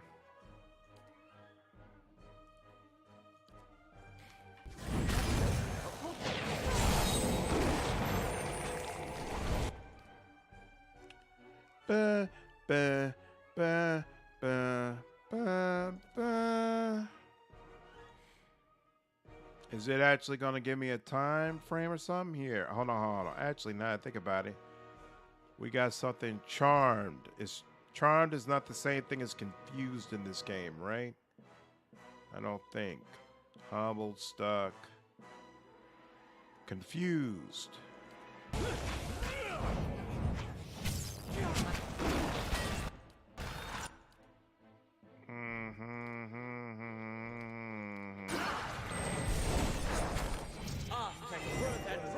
Hey, he's no longer no longer being taken advantage of. Excellent. You healing. Boom, boom. Are they weakened? Immune. He's weakened and dazed. 35 seconds. Okay, fine. So we got that going for us. You know what? Let's help you act a little bit better. You're gonna do healing. You're doing what you need to do. All right, fine. You do that again. You do this. You. Where are you, Eder? Is that you? That's you. You come over here. You come over here. You. Why are you doing that? What is the purpose of that? You. Excellent. You doing that? Yep, sure. And you that. You keep doing that though. You that. That's fine. Crap, I shouldn't have done it. Oh, wait. So we all got Watchful Guardian? Yep, okay, fine. Now, devotions. No. I want crowns. Crowns. Yep.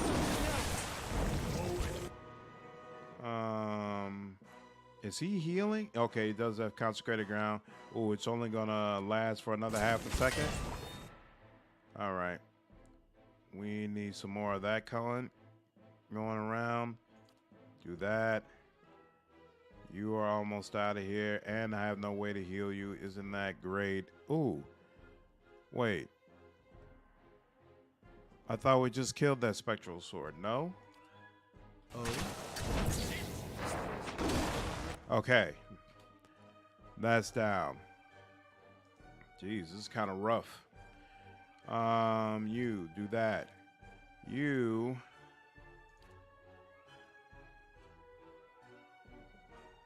do this. Are you've got that minor avatar, right? 7.4 seconds. You know what? Yeah. We're gonna get that going over there. And then the rest of them can focus on him. Eder, you go up here. Yeah. Excellent. Okay, excellent. Now, we'll, I guess, deal with this one.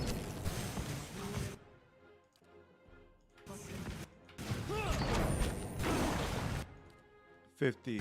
That's not 60, so nope. Okay. In fact, 60 is not going to help in this situation. So, Eder, keep going over here. And then you. Why aren't you doing something? Are you weakened? You are not. You are weakened, but only for a limited amount of time. You know what? We're going to go ahead and do this.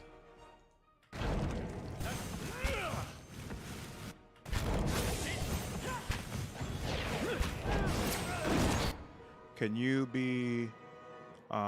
you cannot be paralyzed. Is that what this does? Paralyzation? Yeah, it does. What about you? You also cannot be paralyzed. All right, fine. And we're already doing this. This needs to be... There we go. Ooh, and she will also do that. You drop some fire on him. And then Eder, you get on behind over there. There you go. You take a different angle. There we go. And they're done for. Oh, right. So taking that down deals with all of them. Excellent. Excellent. Well. I could take that to get back, but I don't want to, right? Because I want to go back to Ooh, what's this? Silver Flash. Sharp eyes. A little and late in the keen game, but ears. hey. Okay. I can see why people don't get hooked on survival horror. I know you could. Even the biggest horror fans, they know this stuff has limitations.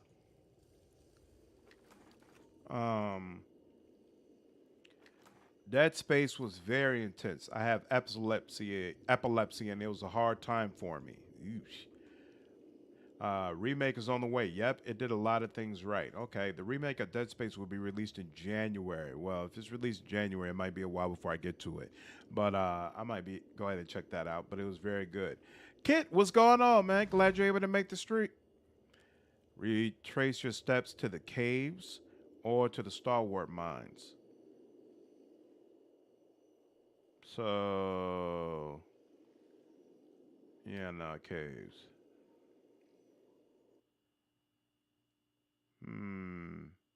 Uh-oh. I need to talk to that Vithrak who was chained up. Camera, what's going on, man? Glad you were able to make it. Is Callisto Project supposed to be basically like Dead Space? Is that its purpose? Are you fighting the bloom or something? This is the one where they've taken over a bunch of Vithraks and in turn are taking over a bunch of miners who are. This is White March Part 2, basically. Extreme gardening. I'm waiting for this one. After that, it clearly looks like a plagiarism of Dead Space. Maybe due to the fact that it's the same creator. So, Callisto Protocol is made by the same person who created whatchamacallit? Dead Space. That's interesting. Okay, so old boy is gone. Oh wait. Whoa. Oh, now some of these people are up and about. Okay. But where's my boy?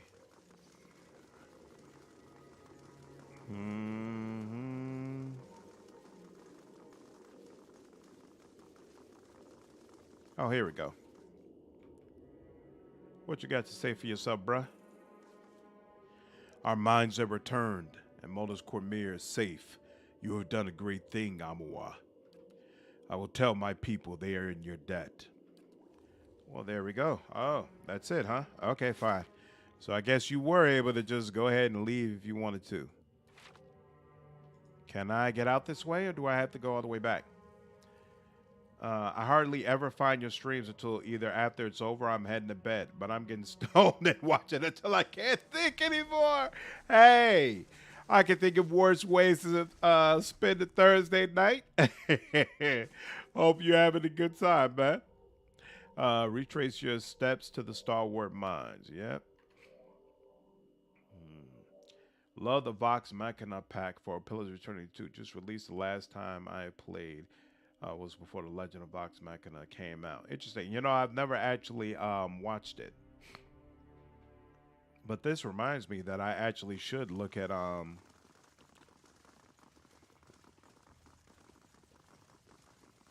what DLC or downloads are available or mods are available for the game that I should be downloading and making sure I'm aware of.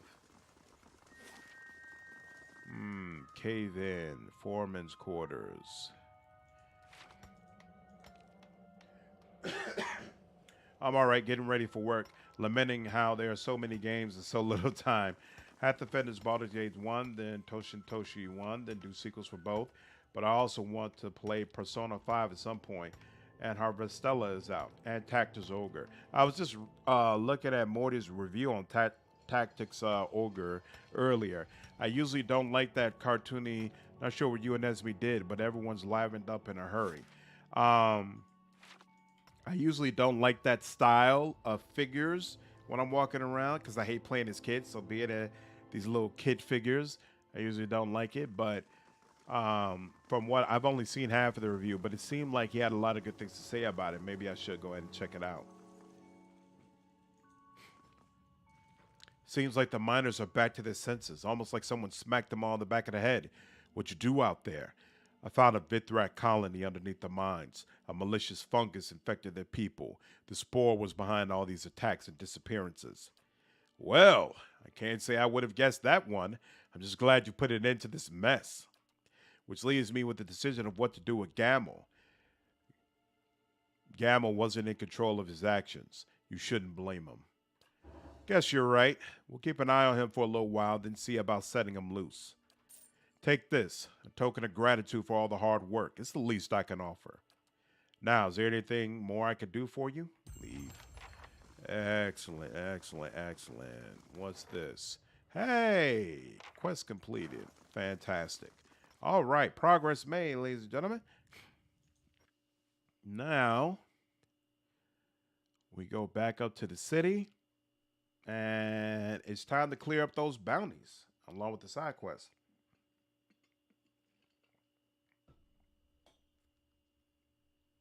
Baldur's Gate is not what I thought it would be, but I can see how this evolved into the BioWare formula.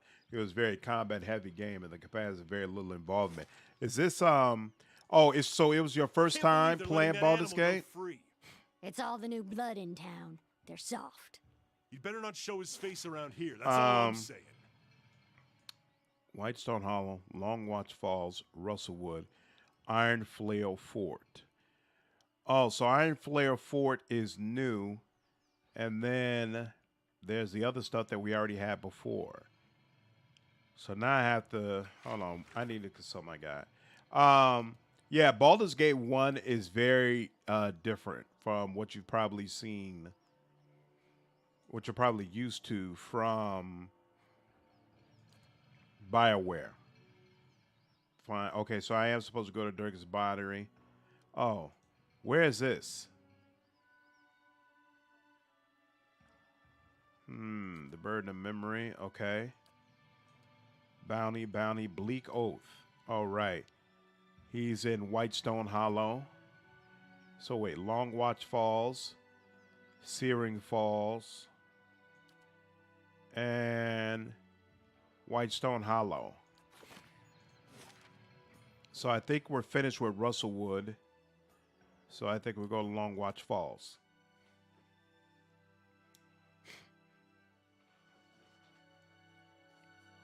Toxic, what's going on, man? How are you? Speaking of saving workers, so wild, isn't it? Yeah. I know you sent me a Twitter message with some sort of write-up on that. But I was at work, so I haven't really got read through it. But I'll probably end up reading through it tomorrow. But yeah, so wild and so unfortunate. Seems like all of this is really unnecessary. Did I complete this whole area? I did this all right. Whoops, what's this? Journal.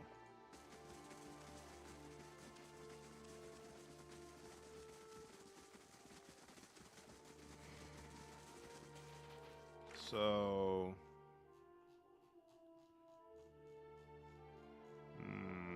what? Better have. Oh, do I actually need to read that? I hate when they do that. Just automatically update my damn quest. Don't make me.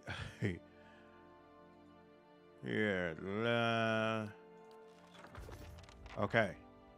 His better half. The journal mentions a cave behind a waterfall. Perhaps I'll find answers there. Okay, fine. Oh, yeah, there's some ridiculous bounty that's over here. Now that I think about it, oof. I seem to remember I started over here and then I caught an absolute beat down that made me just quickly decide, okay, this is not where I'm supposed to be. Let me come back here at a later date. This tower looks like it was carved from the stone of the cliff. The entrance is collapsed and sealed with ice, but you imagine that it commands an impressive view of the valley below. The cliffside plunges for 1,000 feet to the valley below. Stalwart is barely a speck amongst the trees in the distance. Oh, that's right. It was a situation. Oh, yeah, this area is all bad. I remember this now. There's There's a crazy bounty over here that was ridiculous for me to do. And then right over here are a bunch of those creatures that I have to deal with, and they were annoying as hell. And then I'm pretty sure that cave is one more dragon that I have to deal with. Ugh. Butcher, glad you're able to make the stream, man. Take care. Have a good night. I played about an hour of Baldur's Gate before, but I got filtered by the real time with Paul's combat. Persona 5 is the best JRPG in the last years for me. I played it in 2020 on PlayStation 4, and I plan to play it again one day on PC. I've got to get into the Persona series. Y'all keep talking about it, I swear. Ball Spades, take care, man. Have a good night. Glad you're able to make the stream. I download top 3 or 4 for me, but it's probably very good. I love the cast of 3, and the core theme in 4 is just ridiculously strong and relevant. Man, I can't wait to finally get into that. All right. Boom, boom. Ooh, he's low on spells. Didn't realize that when I started this, but okay. And we're out of crowns, too. This is just all bad. And a reflection bonus. I guess I'll do that. Sure. He can do this. She can do this. How much?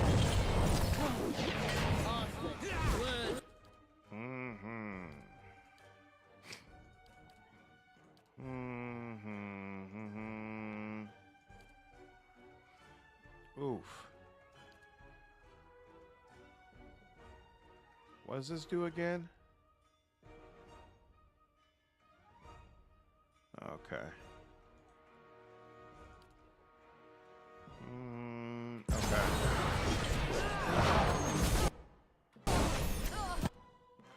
Woo! Lay him down, lay him down.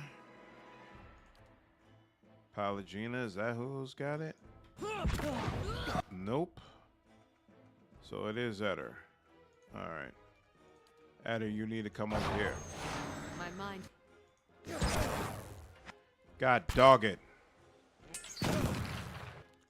There we go. Eder. Eder.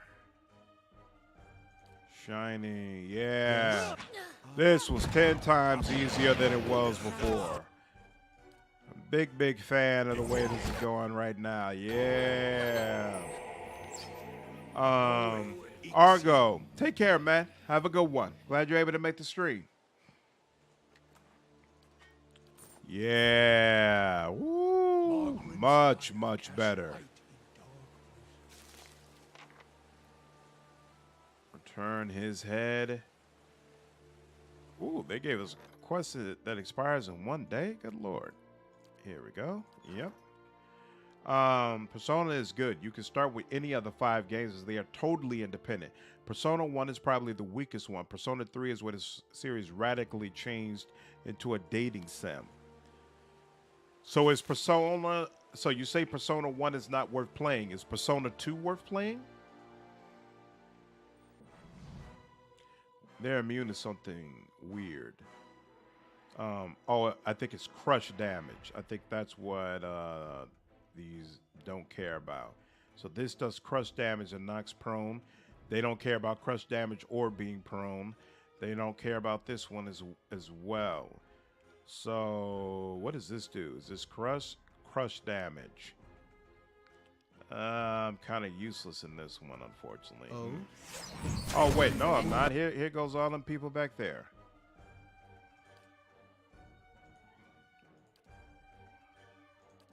Oh, and she did.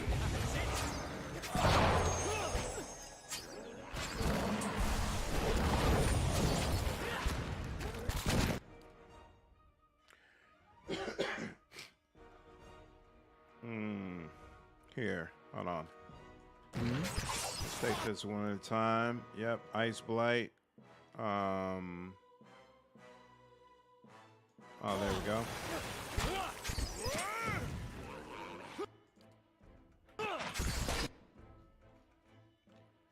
Yeah, you go over here. You heal yourself. You do that as well. There we go.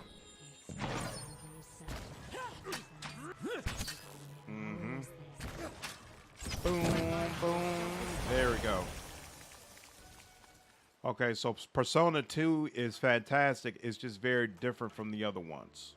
Good to know. Good to know. Okay. Yeah, sooner or later, this brazier looks large enough to have held a signal fire once. Sooner or later, I'm definitely going to get into that series because I just keep hearing about it.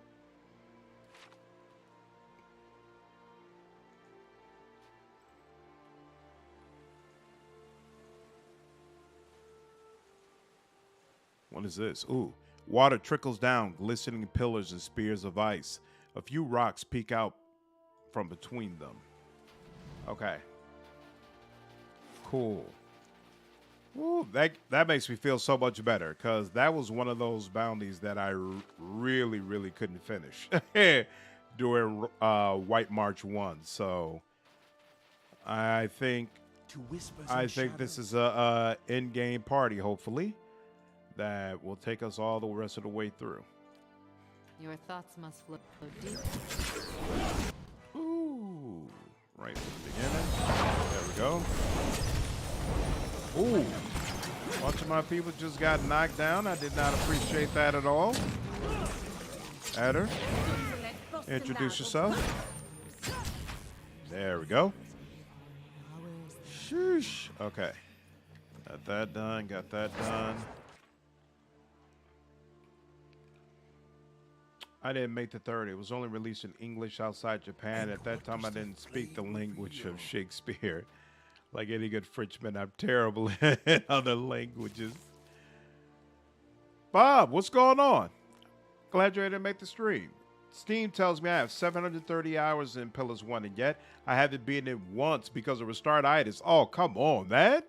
You got to be able to plow through these games. Don't worry.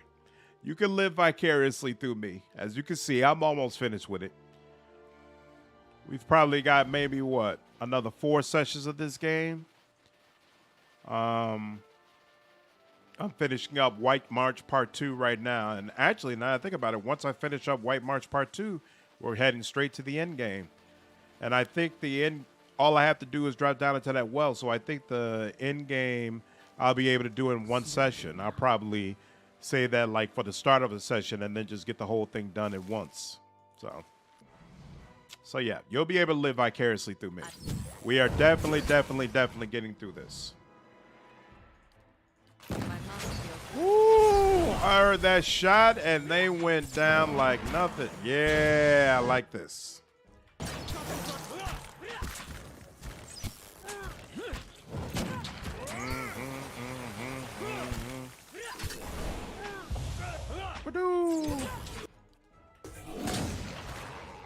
Rude mother. Oh, whoops, I thought I was done. There we go. Yeah, basically Persona 1 and 2 are urban fantasy JRPG dungeon crawlers about high schoolers. Interesting. So what makes 2 good even though it's really different? They shall see nothing. Is it still good as like a story-based game? Oh, that's right. That's the other thing I was missing. Yeah, we got to do those party member quests that we haven't gotten to. Hey, look at all that. Okay.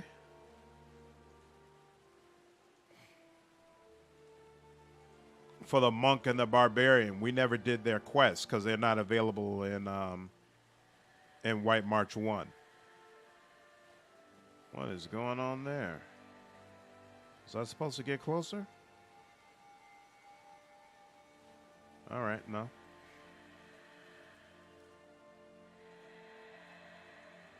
Ooh, a wraith. Ooh, there's a lot going on there, and I don't like none of it. Okay. You do that. You actually, you know what? Both of you go ahead. Actually, no. Disintegration. Time. What does this do again? Nah.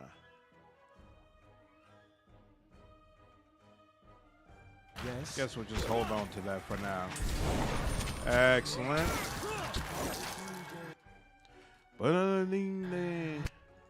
Actually, here, we'll do this.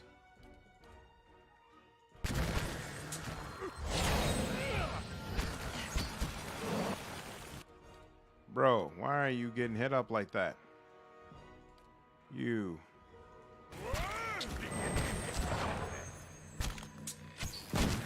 There we go. There we go. Very, very nice. And I believe this should make it over. There, ooh.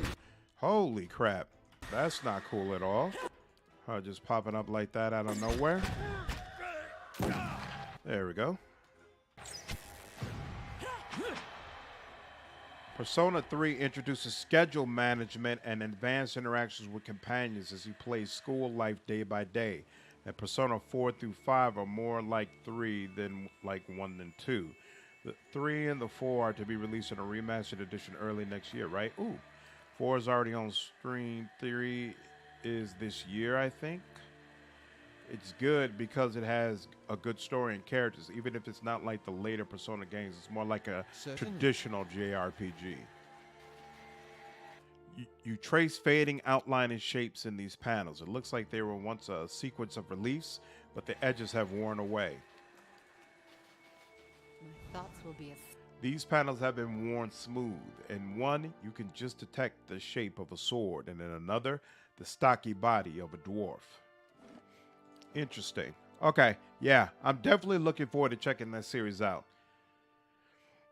Probably I'll find out. I have a similar number of hours in Wrath of the Righteous, and I've never been past Act 3. I'm terrible like that. Wow, man. Come on now. Stop doing yourself like that.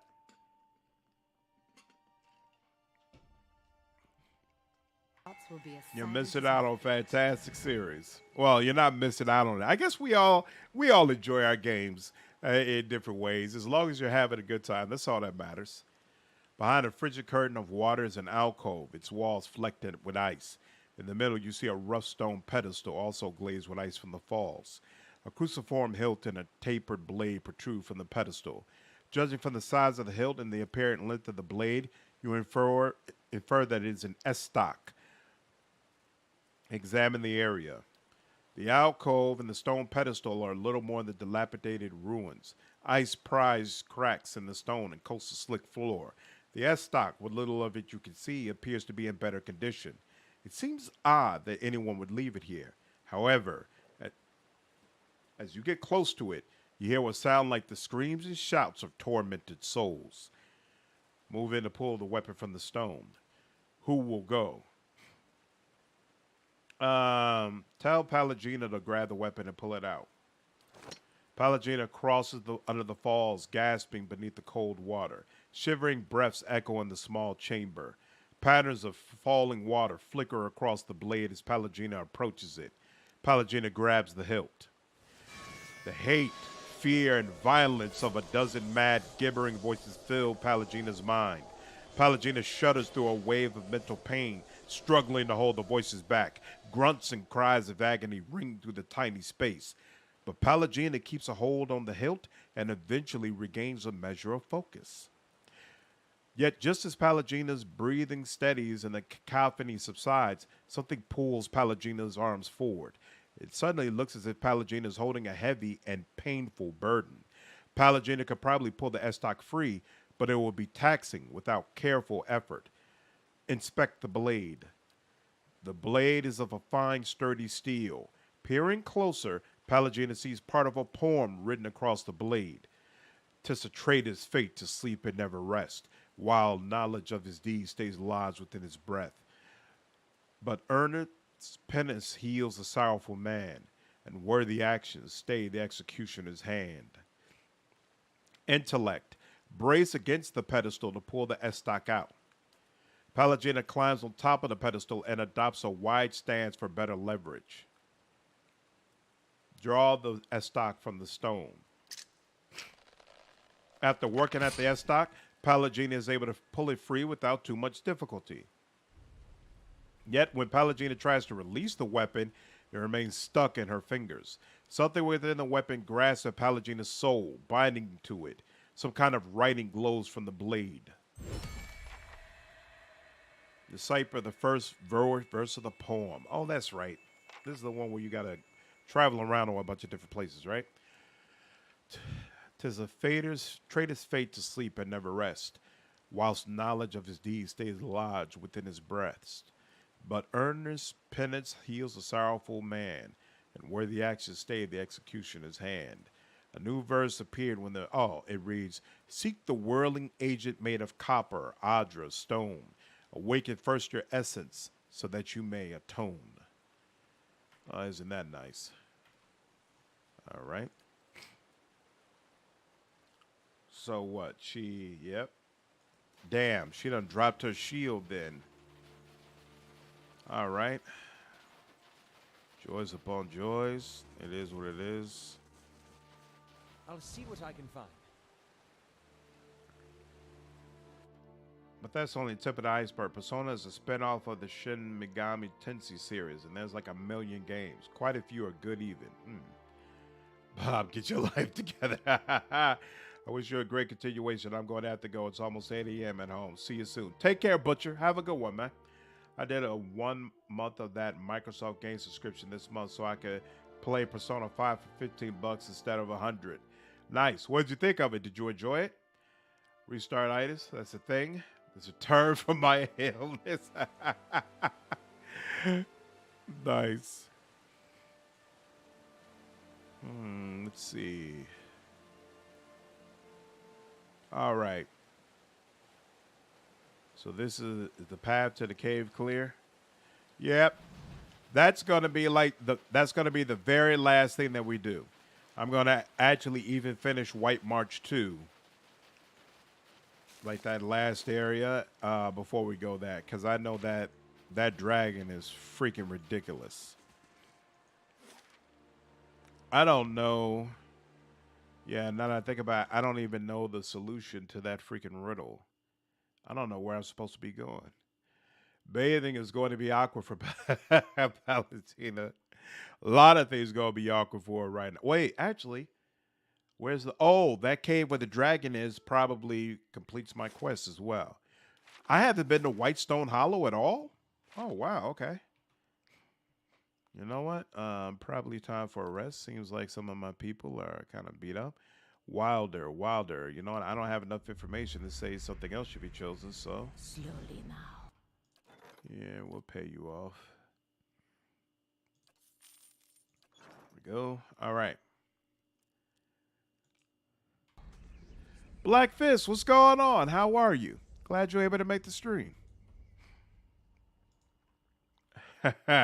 Knew you skipped the dragon. Nemesis, we are not skipping the dragon. We are simply delaying going up against the dragon, all right? I want to be at full strength. Pallegina clearly is not at full strength right now. All right, once we got that back, once that's taken care of, we'll be all good.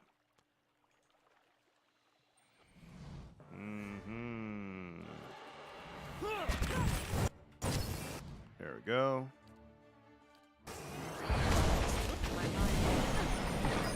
And there we go.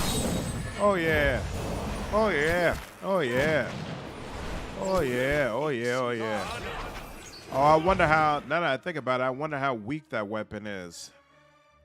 It's probably messing everything up.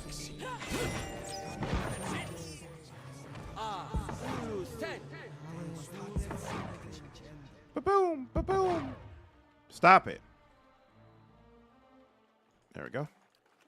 My thoughts will be as silent as my feet. Certainly. Got you. Wink, wink, delay. But the whirlwind of Adra is the start of the game when you become a watcher. Ooh, good call. Good call. You know what? I'm going to check that out. So far, so good. I played through the first 3 quarters on a housemate's PS5 when it first came out. The problem was that I had just finished doing a full playthrough of Persona 3 right before, and then so I was pretty burned out on Persona at the time. Makes sense. What the hell is this? Change the YouTube channel to Politician Gaming. Don't do that to me. We will be getting to it. You just hold your horses, all right? Trying to rush me. You give me any more gifts and people will start thinking you're playing favorites. Fine dagger added to the stash. What is the purpose of this cave? Seems like there's all this blood and stuff around, so I feel like there should be a quest somewhere here, but okay. Found myself rushing towards the end and decided to give it a break. Then PS4 came to PC, then P4 came to PC, so I figured P5 would make its way here eventually. Been really looking forward to it. Okay. It's interesting to me that so many players who are into PC games also seem to be into these JRPG titles, because that's an industry where I never really thought that there would be crossover. But like when Final Fantasy, the new Final Fantasy was announced and I did a trailer reaction, it seemed like there were a lot of people who were actually interested in it and planned to play it, which actually was not what I expected. You all know by now, sometimes I do things because I know the channel's interested, and sometimes I do things because I'm interested, and I'm like, I'm just gonna do it regardless of the views. And so that was one of those times where I was like, I'm gonna do this even though I know nobody's actually interested in it, but there was actually a lot of dialogue that came from it, so that was pretty cool.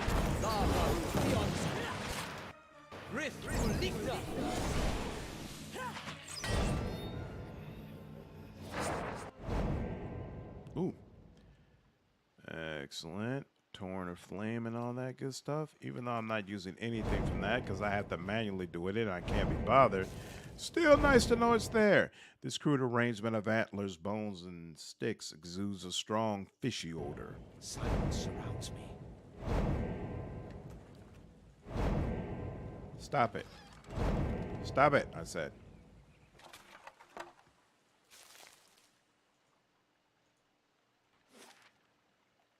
Okay, Whitestone Lake.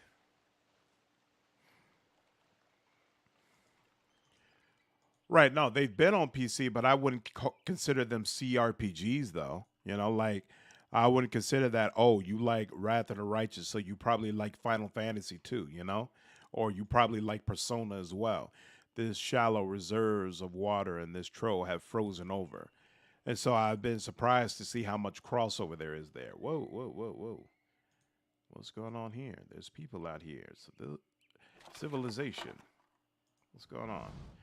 It's bad days coming, I'm telling you. The pair look up at you as you approach. Who's the... Oh, begging your pardon, Lord. The villager shuffles to face you. Need help? Don't think anybody could help Heidi now. It might not be too late. Look, we saw suspicious people leaving Heidi's house. They'd already torched the barn. Wait, why are you standing out here then? We were worried there might be one of them still inside. We're goat herds, not warriors. Suspicious people? Not just looters, I mean. They were armored up like they were in for battle and mean looking. Kern's got something to do with it. I just know it. I think I know what's going on. Can guess, I bet. We get a lot of bandits up here. It's just a shame it happened to Hadi. Still don't think it's bandits, but hey, have a look and you'll know for certain.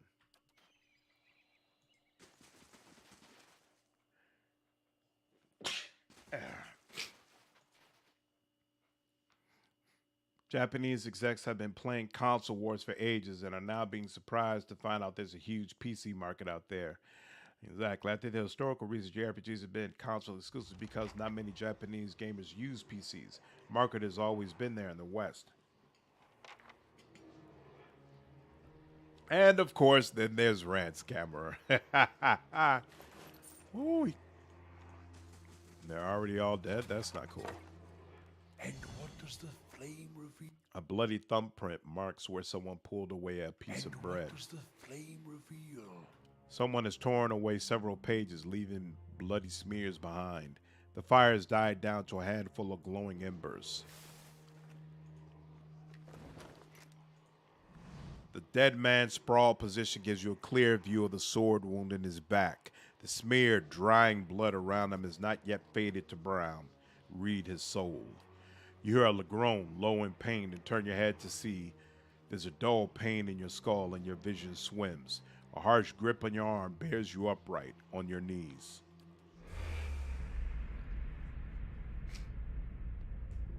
I grew up playing JRPGs, but kind of shifted over to CRPGs at some point. And I'll say this for JRPGs. I actually finished them because there's typically zero character customization to trigger restarts. Yep. Also, there was a huge gap of time between like Arcanum and Pillars where there was basically zero new CRPGs. We don't have anything worth stealing. Alwina's voice cuts through your sluggish thoughts. You look up at the armored man seated at the table, your stomach knotted up with dread. No, you don't. He reaches almost idly for the ledger. You notice before he does the way that Alwina tenses up, but you're not sure why until he opens the book and the letter falls out. Family. The man smiles as he picks up the letter. No! Alwina tries to run forward, only to get caught by the arm of the man behind her. Looks like Oscar's doing well at the mill. Sweet of him to write. Deerford's a long way from there. Enough, Sebastian. All right. He tosses a letter on the table. Cruel amusement swiftly replaced with irritation. Kill him. You barely have time to register the words. The sword through your back drives the air from your lungs and the strength from your limbs all at once. Alwina's scream seems so faint, you have to get to her. You have to warn Eska somehow, but your legs won't listen. You can't breathe. The memory slips from you like a shuck coat, and the pain in your back fades just as quickly. Ooh. Rough. You were right that there used to be a big split between CRPG fans and JRPG fans online. I think the real reason was console war stuff rather than the actual split in appeal. What can I say? I like the things I like and I talk about them. Rants is genuinely important and meaningful to me.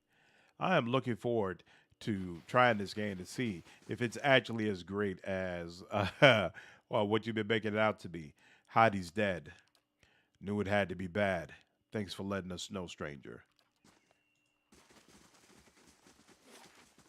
Okay. Light, flame, and sound. It is really nice though when you know the exact type of game that you like and a game comes out that just exactly fits that mold. Like, I know that feeling. This pale, rough stone doesn't resemble any other formation in the area.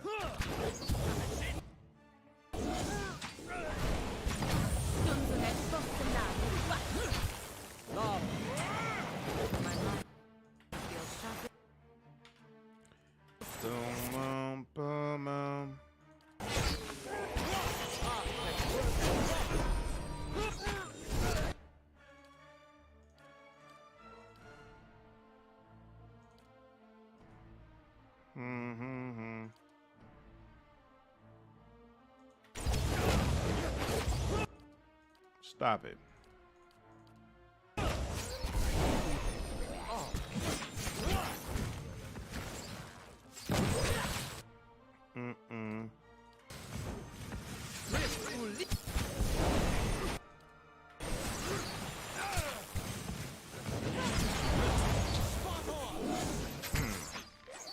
Doing some damage.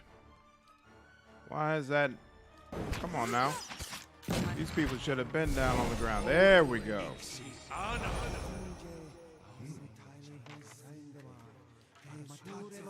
To be fair, Fate's Stay Night was also supposedly in a rose when it first came out too. Certainly. What am I looking at? My thoughts will be as silent as my feet. Okay.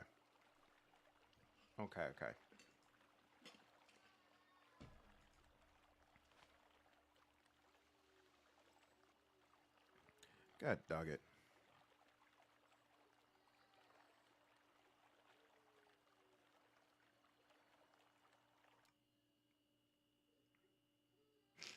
My daughters woke up and acting up. Give me 1 second.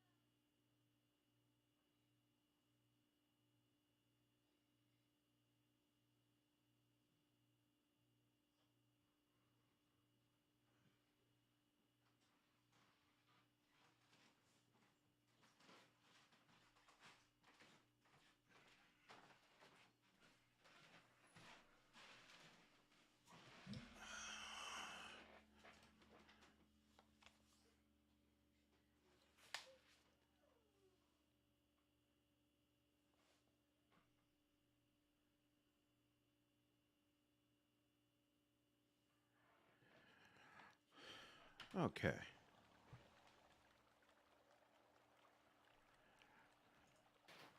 Let's see. Okay, down here. Come on, a sneak. Ooh. And what does the flame reveal? Somebody burnt this place down to the ground.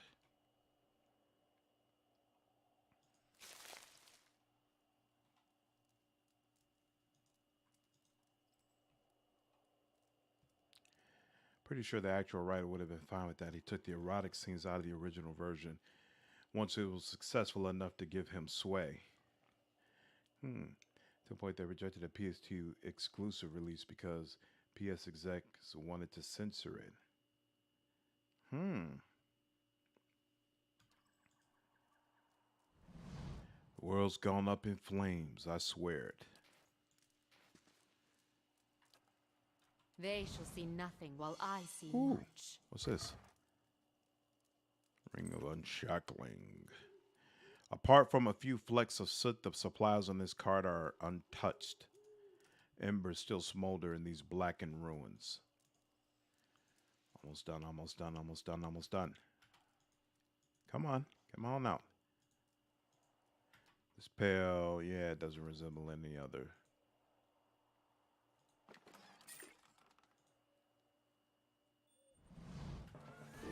Why does that look so large?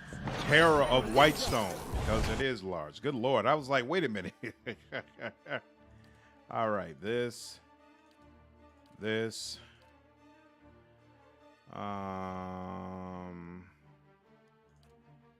some this. And yeah, this. Get you out of here. There we go.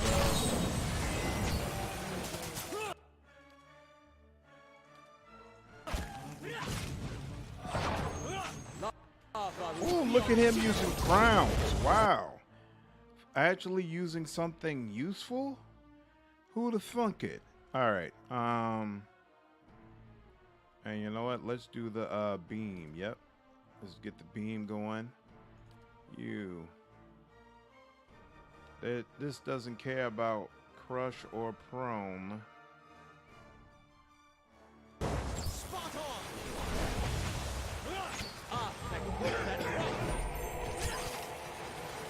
And he's down. And there we go. Return the brooch. All right, gotta work. Have a good time. Take care, Nice camera. and quiet. Excellent. Okay. So that's done. That's done. The upper edge of this engraved slab has been worn smooth by the hands of travelers eager for some good luck. Oops.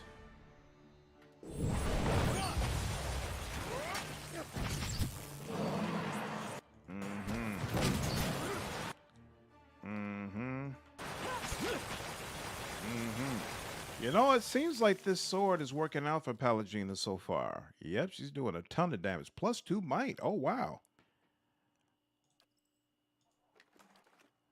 And what does the flame reveal? Yeah, she's chomping her way through these requirements. All right. Still don't see why we had to hurt the dogs. Shut it about the blazing dogs. Good Lord. These glyphs seem similar to those seen in the battery, but they are too worn to make out. All right. Bring in priest. I did that completely wrong, but whatever. Here, we'll start with crowns.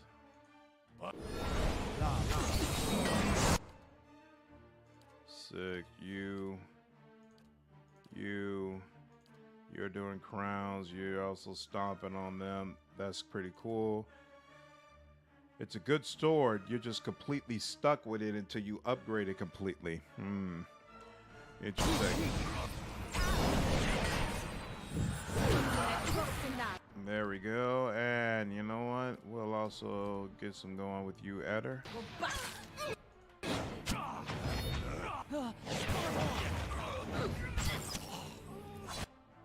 You come up over here. Excellent. That's what I like to see. All right. After you come over here, you reestablish your connection.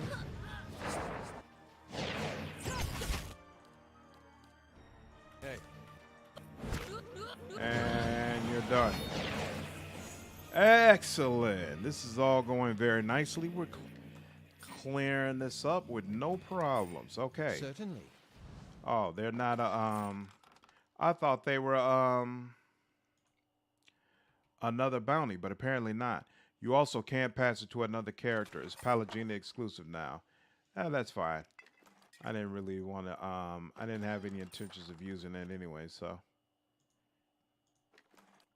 it doesn't matter to me who's associated with. I just got to get it fully upgraded so we can actually so Palagina can get back to using the weapons she's supposed to be using.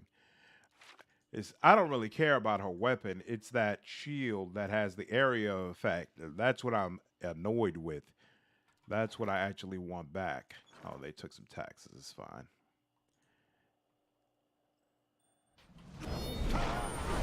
Right, stone looter. It's only a couple of y'all. That's not going to be enough. Woo! I got to admit, as difficult as it was facing console hop, seeing that hammer come out is so damn satisfying. So damn satisfying. I wonder, do they still have that spell in And the fire shows me something new. in part 2?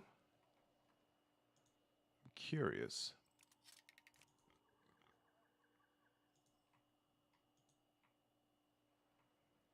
Pedestal.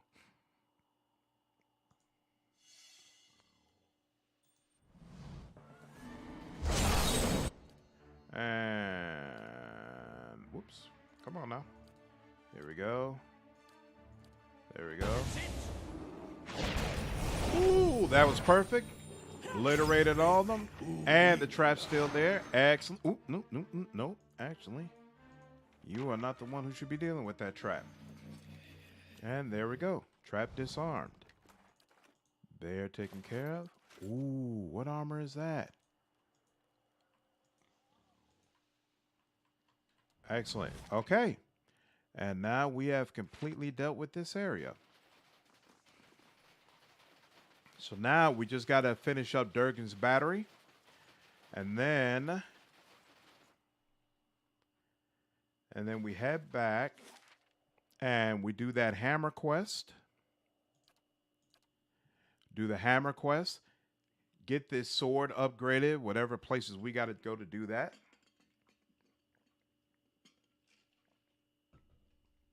Once that stuff is done, we pick up those 2 party members, get their quest done, drop them back off, and then we head to that Iron Fort to take care of, what's his name? All right. Guess the doors are wide open now.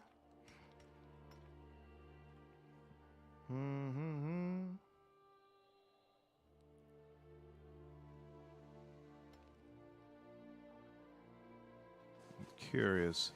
So I want to make sure I'm not missing any characters. Hey, actually, this all looks different, right? They didn't have these type of fortifications out front. Worker. What's going on over here? Worker. Let me make sure I'm not. There we go. Let me make sure I'm not missing anything. Worker. And there's a trap. I mean, it's not like I need any of this stuff. I probably have already picked up everything I need in the game, but the gamer in me is just not gonna let me. You want me to go back up there after nearly losing my leg? Uh-oh. You still got it, don't ya? Here we go. The back of the Orland's head is a patchwork of singed green-brown fur and dark scar-rippled flesh. She notices you and jumps back a foot. One of her staring eyes is gold and the other is hazel. She flicks her left ear, which is little more than a nub on her skull. At last, she relaxes. I think we found Horavius' mom. Ha! Took you for one of them red Sarens. Then I saw you had all your teeth. Ha ha ha!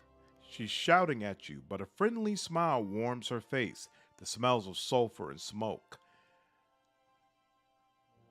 What's red Sarens? Hang on, gotta talk into my good ear. She yells even louder, swiveling a hairless but whole ear toward you. Now what was... Say, ain't I seen you somewhere? She scratches a bald patch on her cheek. I reignited the white forge. That's it! Felt those aftershocks all the way in Stalwart. She closes her eyes rapturously. Must have been a real sight up close. All that fire. She takes Ugh. she takes a deep breath. What are you doing out here? Oh, you know, clearing tunnels, blowing old barricades, just tidying up. She grins, showing all of her teeth. But soon, I've got to start testing the cannons. Her voice has dropped to a whisper, or at least her closest approximation of one. She claps her hands together and looks up at the high tower with nearly religious reverence. Is this about the iron flail? We held them off a few weeks ago, but they didn't run far. Set up a fort in the woods, and I hear they're working on some really fantastic siege weapons. Her eyes glow. Sure, there must be something you could do. There sure is. She's practically dancing, her hands balled into knobby little fists. Once we have the heavy cannons, that is. She looks up once more. Lore, I've heard they could hit a target over 5 miles away. Oh, I'd give my other ear to see that. Her expression melts into bliss. What's the problem with the heavy cannons? They're all the way up there. She points up at a tower that punches through the snow-bleared clouds. I sent a crew to the tower, but they came back complaining about Skuldrak and the other nasties. Nearly took Colmar's leg off. Skuldrak? Please, we've been through dragons and legendary wizards. We're not turning away from no damn Skuldrak. Skuldrak did. I mean, She blinks quickly. I can look into it. that'd be a big help. I'd hate to let those beauties go to rust up there. She twitches and fidgets like a drunk envisioning a tipple. And anything you find up there is yours. Battery's full of treasures, and the West Tower has hardly been explored. Head through the door and up the stairs. That'll get you to that rampart. She points up at the snow-dusted walkway. Yeah, Coolmar cleared the rubble before he took to getting himself conveniently injured. You should be able to work your way up to the cannons from there. Meantime, I'll check on our black powder stock. She gives you a smile full of jagged teeth. Jerome, what's going on?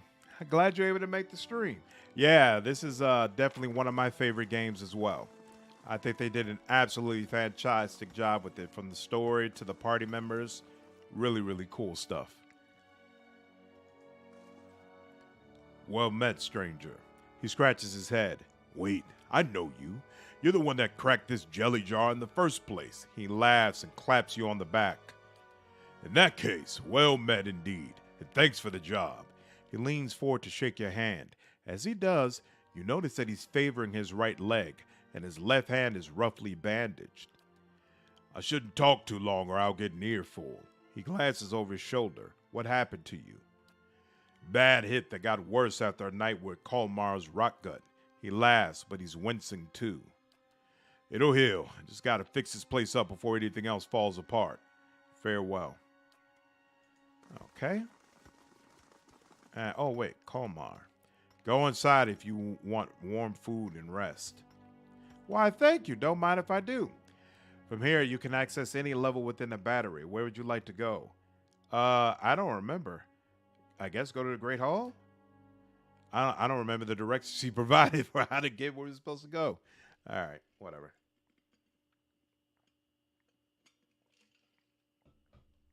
I just remember we're supposed to go upstairs, right? Oh. So now this is considered to be unexplored. Ooh. Started shaking. Each ball appears crafted with meticulous details. Whoa. Okay. Okay, so upstairs. There we go. Laying low. Boom. Ooh. So I wonder, are there quests now that I can get from here? A simple test. Unlock this. That's settled. Hey, look at that. There's a key there. This dwarf gives you a quick nod as he smears the grease and soot from his fingers on his apron. A copper chain dangling from his ear sparkles red in the firelight. I know who you are. Wouldn't be in this place if it weren't for you. He rubs the chain on his ear, flashing a half smile. What can I do for you? What is it you do here? I'm running the excavations of the lower levels and everything else around here. Supplies, the kitchen, quarters. When you need something, you come to me. I want to see the stores. Let's get to it. White Crest Helm. What does that do? Intellect +3. I'll take that. That's interesting. And that's the only interesting thing he has. Okay, cool. I really like the way this is set up. I didn't remember it at all, so I wasn't sure what to expect.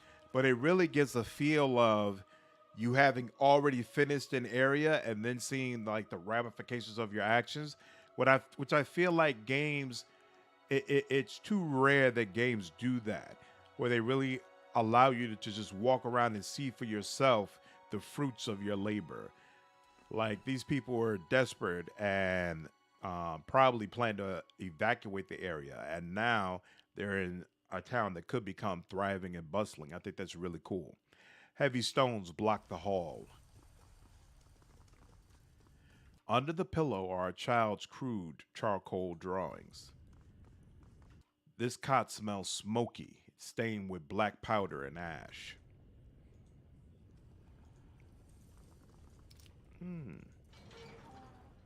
Old guard's key. This I haven't seen before.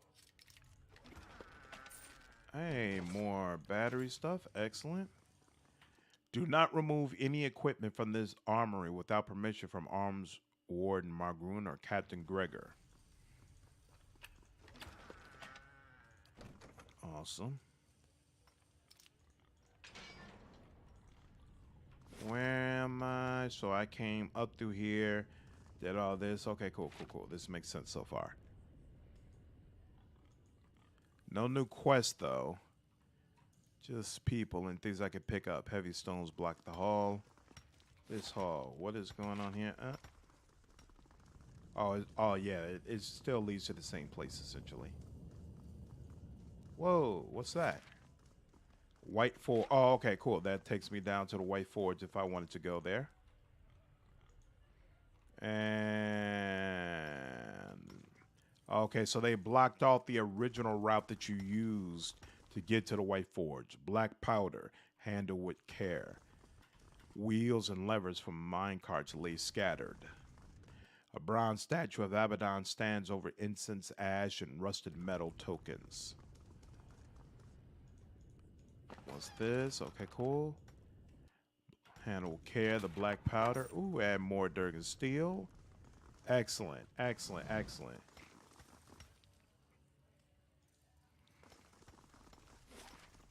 Yep, exactly. Usually it's only in your home base where you really see the development.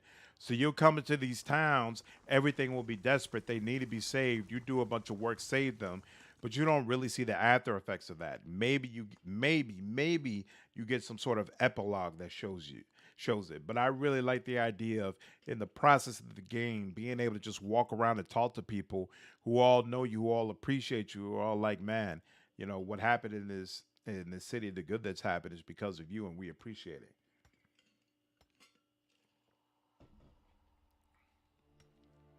Nice. I think that's the real reason people love getting fortresses to upgrade in games. Absolutely. You get to be able to directly see your progression.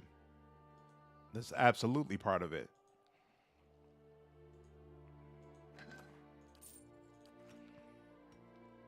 And I feel like when they do it in games, it's always very memorable. Like in They shall see in nothing Fallout while I 3, see when you're able to much. drop that nuclear bomb on that town, like, there's a huge reaction to that. And going into that town and talking with the ghoul there and all that kind of stuff, like, that's just a truly, really memorable sequence, because it allowed you to actually walk through and live through the ramifications of what you did.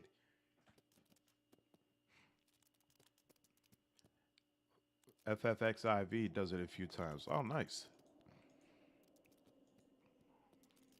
Man, it seems like that game, of course I haven't played it yet, but it seems like that game must do an awful lot right. The way people talk about it. Tyranny had some interesting stuff with choices. Too bad we will never see a sequel. Yeah. I'm still holding out hope that one day we'll get a sequel to that game. We'll see. You could very well be right, though.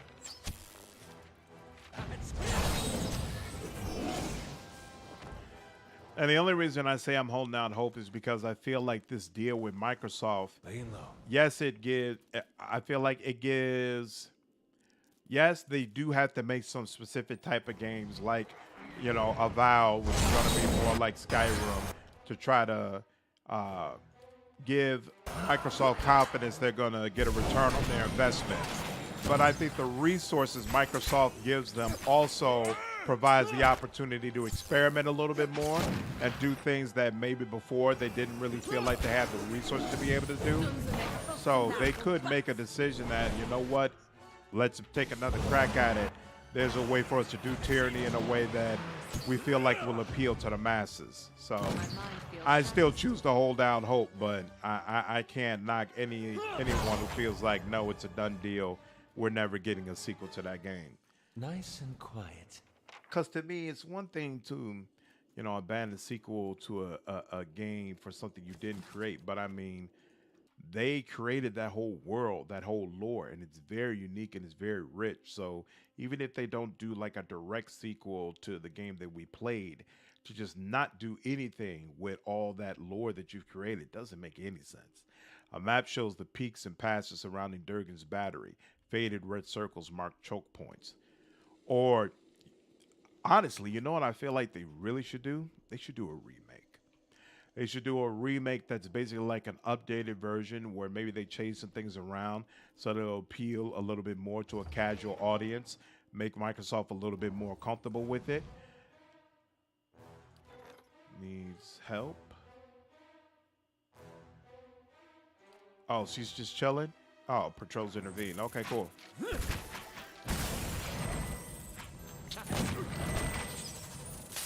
Ooh, and there we go. I was about to say, when you gonna get in the mix?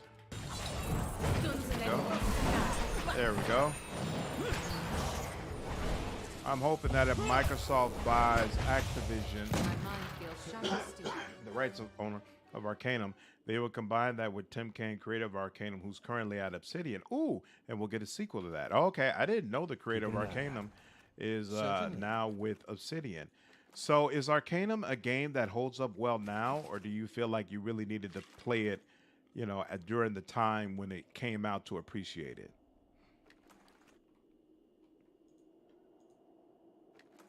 And wait a minute, I could be wrong, wasn't Arcanum Troika? Wasn't it by the same people who did Vampire the Masquerade Bloodlines? Not a lot of shooters with the kind of experience with CRPGs you would need to do it justice. Would be nice to see, though. Yeah, that's true. A simple test. Why are you not opening this? A simple test. Thank you. Like, what is the problem? Come on, all of y'all wrong. Come on in. Why'd you use fire against that dude? See, that's what I'm talking about with this AI. It's just, it's a source of constant disappointment. That's not very helpful.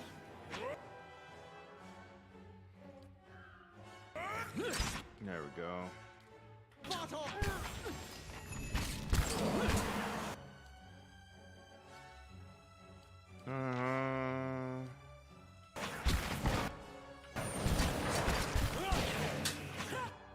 Oops, you're all the way up there?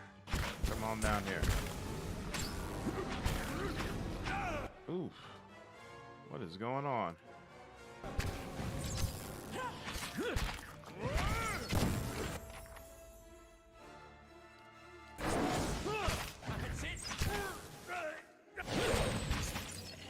And there we go. Yeah, so it is that same studio. That's awesome.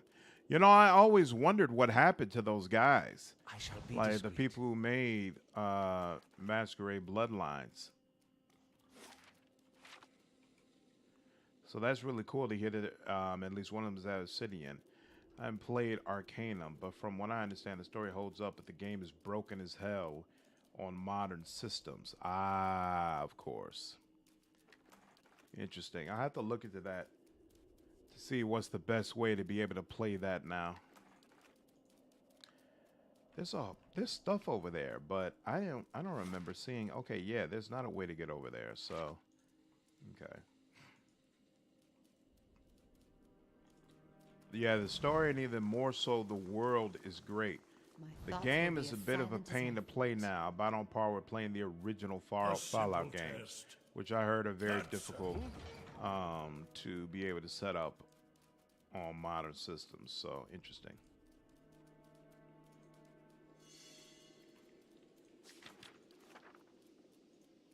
The cannons are cold as ice and banded by angular patterns and prayers to Abaddon.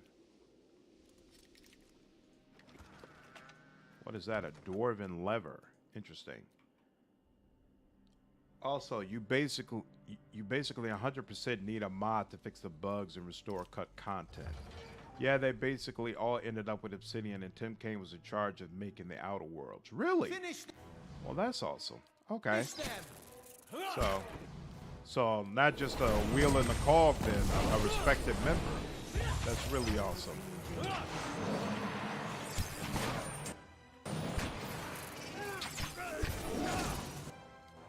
Let's do that again, shall we? You know what? You can do that. You come all the way out. There we go. Ooh.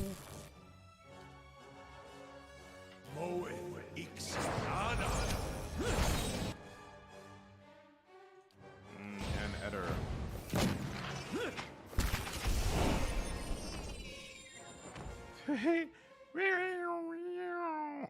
Ooh, might, dexterity, and intellect? That's what's up. Okay. So this is a great look for her. And there we go. Laying low. Certainly. Certainly. Ooh, what's that? That's interesting.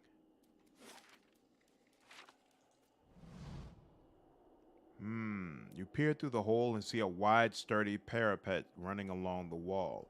Several feet along the wall, you also see a broad crack. It appears to lead to another room. Look down. Wind whistles by your ears. The peaks of the White March rise below you and continue into the distance. Send someone onto the ledge. Who will go? Probably dexterity, right? So I'll go. You sidle across the ledge. You reach a crack in the wall. A noxious, eye-watering vapor seeps from within. Use a hammer and chisel to widen the crack. It's slow, tedious work, and by the time you finish, exhaustion has crept through your body. The ancient masonry crumbles away and a stinging vapor rushes through the breach. You try to hold your breath, but you gasp a searing lungful of the gas as you cling to the ledge, fighting the strain of your muscles. Enter the room through the widened crack. You continue to the newly cleared room. Interesting. Oh. Problems. So he's weakened and now he's got severe burn as well. Isn't that nice? And we'll do this. And she'll do this. And you will come around.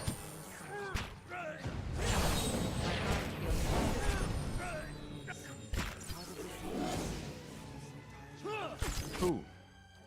Why are you up? Thought you were down already. Okay. I'd welcome some rest. I know. Ooh. Okay, so this is something I needed to do. Nice. Yeah, all those guys know each other from back when they worked for Interplay. When Interplay broke up, a third of them made Obsidian, a third of them made Troika, and a third made In Exile. Interesting. Is that the In Exile that made Wasteland. These cannons are encrusted with thick, pungent slime. Be cautious. I'm curious as to constant. what exactly went down with Bloodlines 2 and the decision to cancel production so close to launch. Dude, you and everybody else on the freaking planet. Like, what is the problem? I don't understand. It's hard to fathom how a series that is so popular can so consistently go so wrong.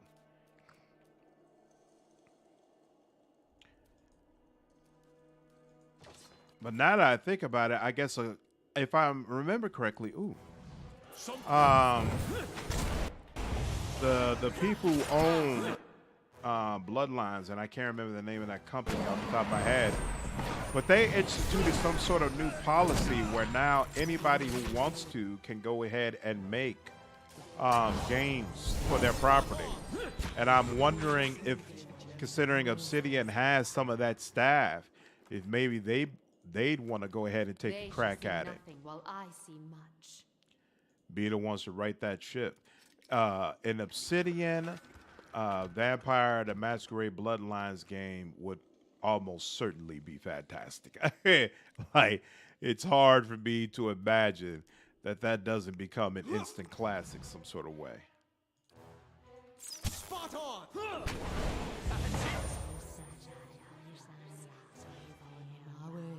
Paradox, yeah. Paradox is the company that I was thinking of. When Troika went under, they merged with Obsidian basically, and then recently Microsoft purchased both Obsidian and In Exile. So in a way, they're all co-workers again. Oh, that's right. That's right. I forgot Microsoft purchased them. They're another one who now should have a lot more money, so it'll be interesting to see what comes out of that. Yellow gelatinous residue lines the bottom of the broken tube. You know, and of course I realize that more money doesn't necessarily mean a better product. Like, all the time, people find a way to pour a lot more money into a property and then it completely messes it up. But the hope is that these are developers, you know, who are experienced, and so they know what they're doing, and they're going to make the most out of this opportunity. We'll see, though. We still don't know who took over Bloodlines 2. It could either... Oh, that's right. We have no idea. It's not Obsidian, though. It can't be. If it was Obsidian, I feel like Paradox would have announced it because it would have given fans a lot more confidence in what's happening. I feel like they don't want to talk about what's happening because they know, like, look, we don't have anything good to say. So if we don't have anything good to say, might as well just go ahead and stay quiet. Nothing to see here. There we go. Oh yeah, look at that, just absolutely beautiful. And keep that going. And then he can come over here. There we go.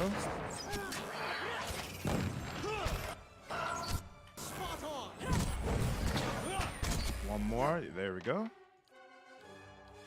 One more of these. Put them all on the floor, and bam. Ooh. Oh, that's right. He's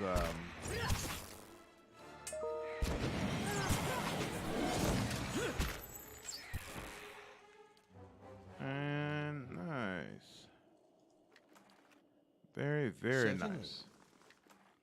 All we know is that Paradox was gonna can it completely, but then a company came to them with a pitch. Keeping an eye out. Interesting. I guess you're right that it could be a major company. Like, we just truly have no idea. See now what the flame has I hadn't shown even us? considered the idea that it could be Obsidian. But yeah, what I was saying is I feel like they would have said something. They would have been like, "Hey y'all, here everything's okay and here's why." Because I feel like Paradox knows how bad they look right now. They look like they're actually really incompetent with this property. Like they're the wrong folks to have control over it. And I'm sure that's not the way they want to look. We just came through here. Okay. And there's that. All right. But Vampire the Masquerade is owned by White Wolf, who got purchased by the EVE Online developers, who then got purchased by the guys who made Black Desert Online. I'm quite sure Paradox owns World of Darkness. To Wikipedia. Yes, you are correct. Yep, that's what I thought. Yeah, they own it. It used to be White Wolf, I believe, but now... The Pargrunen built wonders to last for centuries. I do not think this was one of them.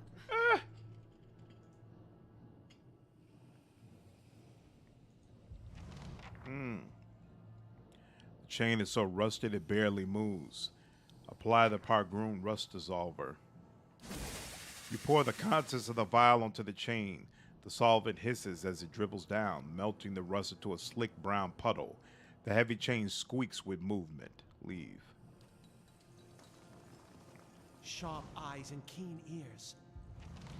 This slot looks like it's missing a lever.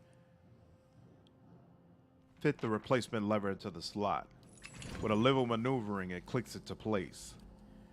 Your new lever protrudes from the slot. Leave. The gearbox looks strangely empty, like it's missing a cog. Perception. Upon closer inspection, you see a thin layer of yellow slime coating the gearbox. Insert the new cog. You slot the new cog into place. The mechanism looks ready to run now.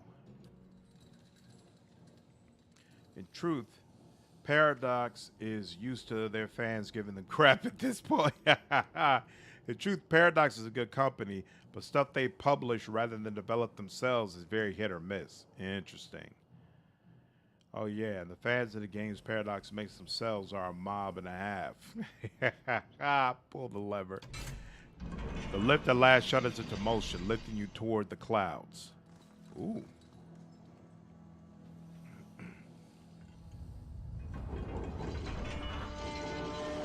The lift makes slow, jouncing progress. It lurches every few feet, the rusted chains groaning like the dead. It comes to a trembling stop and the entire platform swings precariously.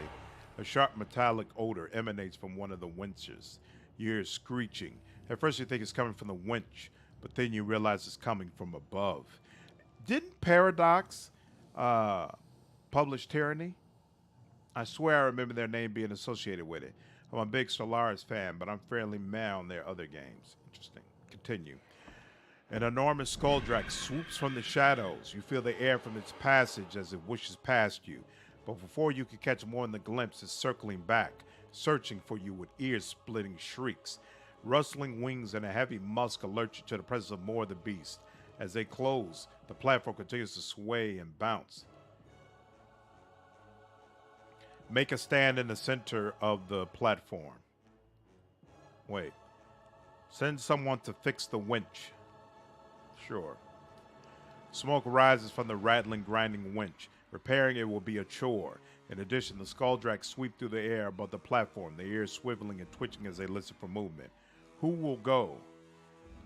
Durance. Durance scrambles noisily toward the winch, footfalls echoing in the dark shaft. A Skuldrak pulls away from the pack and flits toward Durance, drawn by the ruckus. But Durance adopts a fearsome stand, shoulders back and head high. The Skuldrak yelps and speeds past Durance, rejoining the pack. Durance reaches the winch and sets to work on the jammed, rusted cogs within. The problem isn't as simple as Durance had hoped. You see the solution in the snarled metal, but Durance will need another minute to fix it, and the Skuldrak overhead are growing bolder. Continue fixing the winch. The largest Skuldrak dives in the middle of the lift. Its screeches turn to hisses as it spews sizzling acid across the platform. It scalds you. Your own scream rings in your ears and you smell burning flesh. The smaller Skuldrak zip past in tighter and tighter circles as they close. Meanwhile, the largest of the bunch is wheeling back, preparing for another attack. Within moments, Durance has cleared the jam.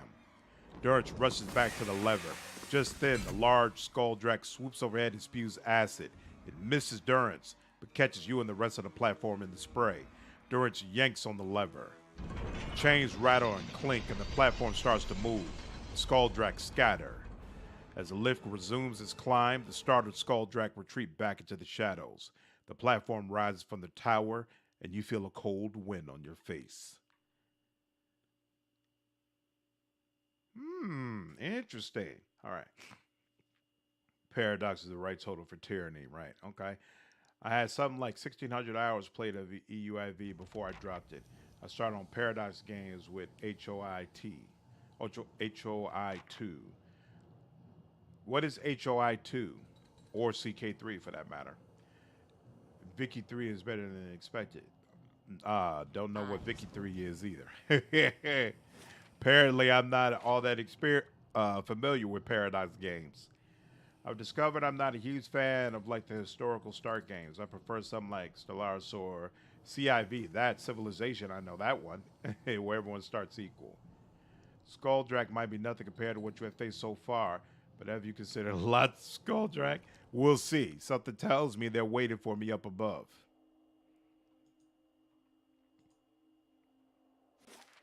The Optipo built this to last. Longer than they did, anyway. Through the gap, you see winding stairs and the dull glint of more cannons. Hearts of Iron 2 and CK3. Oh, Crusader Kings 3. I know Crusader Kings 3. I don't know Hearts of Iron 2 or Victoria 3. Are those good games? Ready the cannons.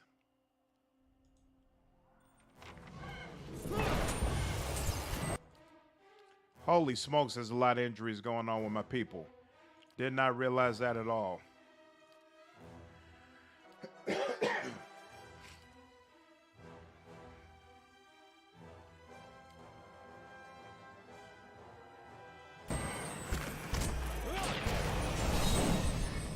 Excellent. Excellent there as well.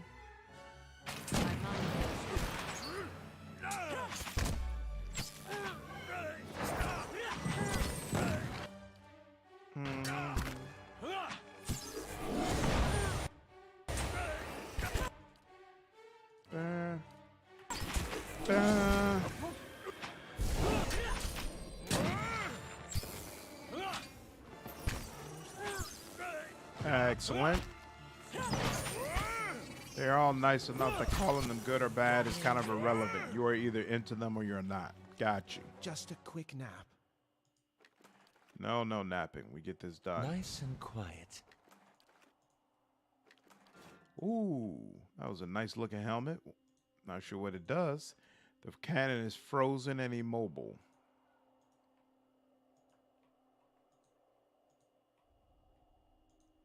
Engravings depict the Park Grunen's journey to the White March.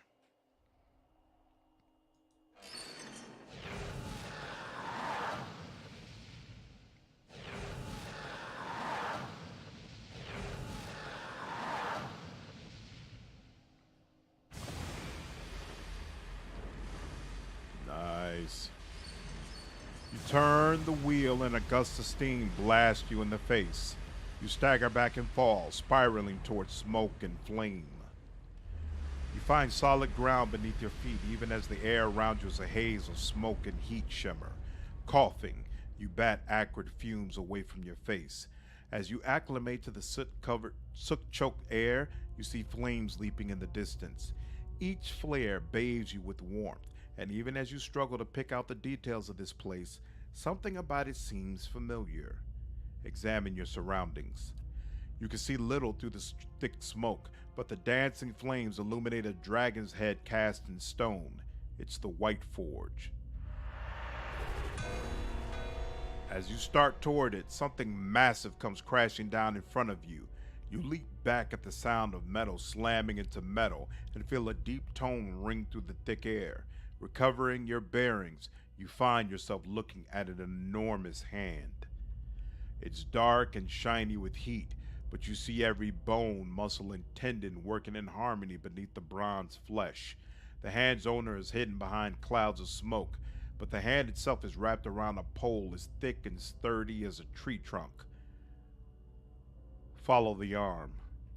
You try to follow the arm to its owner, but the heat and smoke overwhelm you. You turn back. Follow the pole. You continue onward to see what lies at the other end of the pole and what's responsible for this clangorous music, just as the hand rises again. It swings back down in a perfect arc. A tower of metal smashes down ahead of you, raining sparks and glints of essence as another deep, ringing note sounds. You realize that you're looking at an enormous hammer. The head glows with heat and essence, though the purple luster fades as soul energy is sucked from the hammer and into the work under it. Inspect the hammer. It's a block of black steel, as dark as a starless night. It's shiny enough that you can see your reflection in it. It's a work of art itself, a study of simple yet perfect design. Get a closer look at the work. As the hammer rises once more, you dart forward to see what lies beneath it. A lone figure sprawls on an essence of steel as smooth and broad as lake ice. The figure itself is enormous, a mage folk of twisted flesh and forged metal. Its arms end in two spiked clubs, and its head is a blunt, eyeless wedge. It opens its mouth and kings. The desperation in that noise reminds you of a newborn's fear and confusion. Air rushes at your back. You look up and see the hammer, its head once more glowing with essence, speeding toward you. You awaken to the sensation of warm tiles beneath your face. You're prone before the boiler, which drones on, pushing heat through the tower floor. But in the vapor that pulses from the boiler and pipes, you smell the fumes of the white forge. That's rather dramatic. Hey, all right.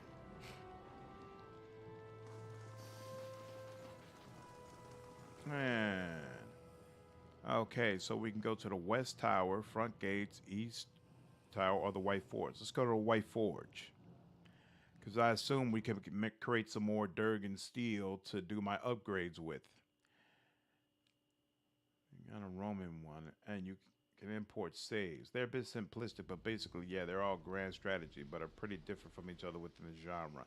So if you wanted, you could start during Roman times, import that save to Crusader Kings, then import that save it to Europa Universals, then import that into Vicky, and then import it into interesting. And yes, that is very simplistic, but for someone that's played none of them, no one really does the important though. The individual nuances are going to be lost, yeah. Technically, you could call Crusader Kings an RPG. Crusader Kings is much more character focused than the other. Interesting. Okay. Heavy stones block the hall, of course, of course, of course. I tried Crusader Kings briefly. Like, I didn't get deep into it, but I gave it a chance. Wheels and levers from minecarts lay scattered.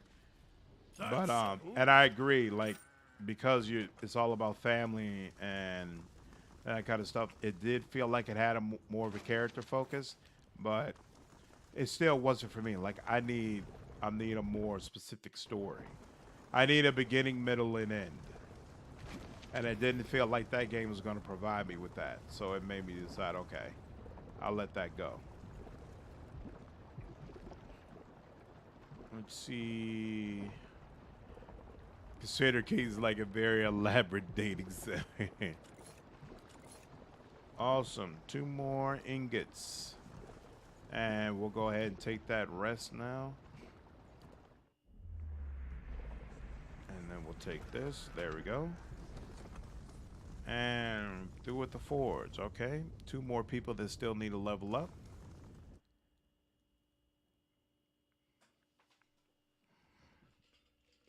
Yeah, because Crusader Kings is really all about families, right? You're trying to just keep extending your bloodline and making the family more powerful.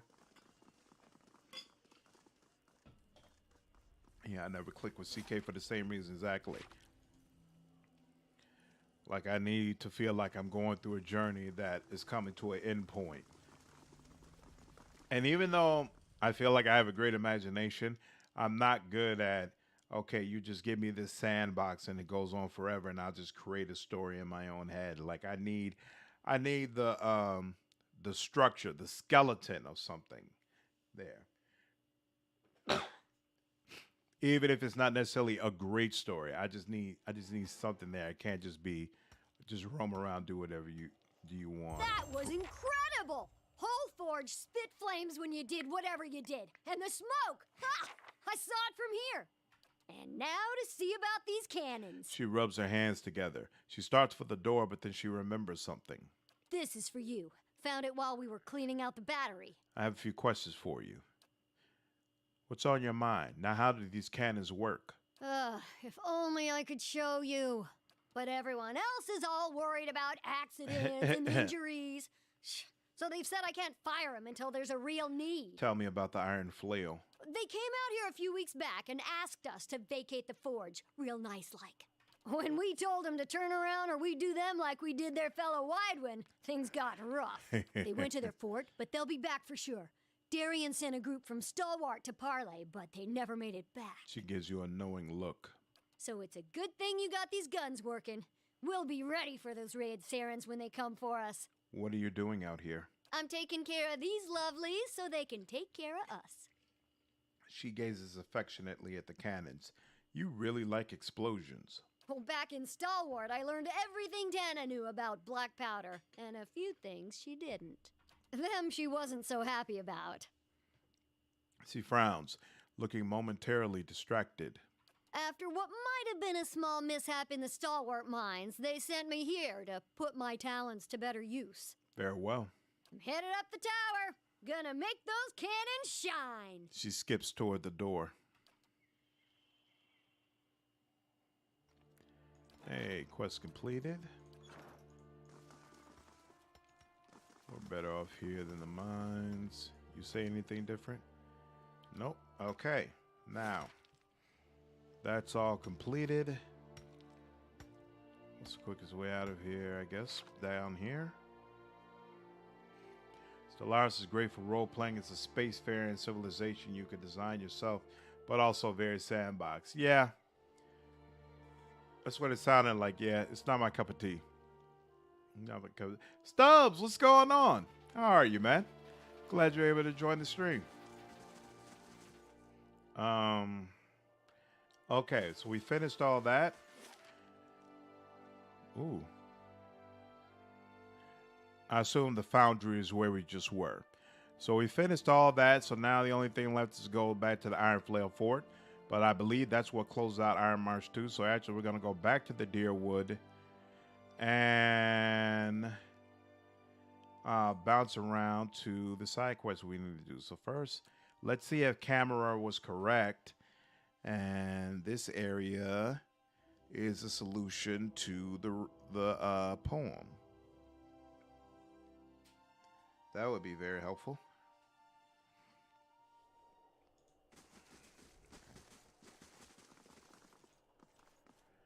The S-Stock seems to hum as it nears the Ingwitha machine. Something arcs between the steel blade and the Adra core of the ancient device. The voice in S-Stock grows quieter, and the weapon feels more powerful. New writing appears along the blade. Way to go, Camera! All right, a few verses are etched along the blade. New verses blaze from the metal. They read, "Find the sun-kissed hillocks where the dead folk sleep. Rest beside their wasting flesh. Inspect what dreams you reap." I think I know what that's for, though. Prestigious visitor. Wouldn't that be in where one of these places has a graveyard? Isn't it Black Meadow? Doing well, man. Mad I didn't get the alert notification on YouTube until now. I'm sorry, man, but don't worry. Hopefully there'll be many, many more streams to come.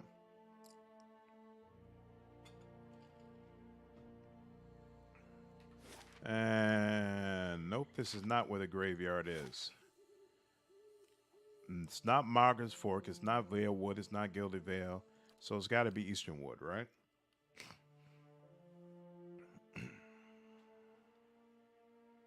North of the meadow. So where I went, right? The northern road thing between Gilded Vale and the Keep. Yep, here we go. Graveyard. Boom,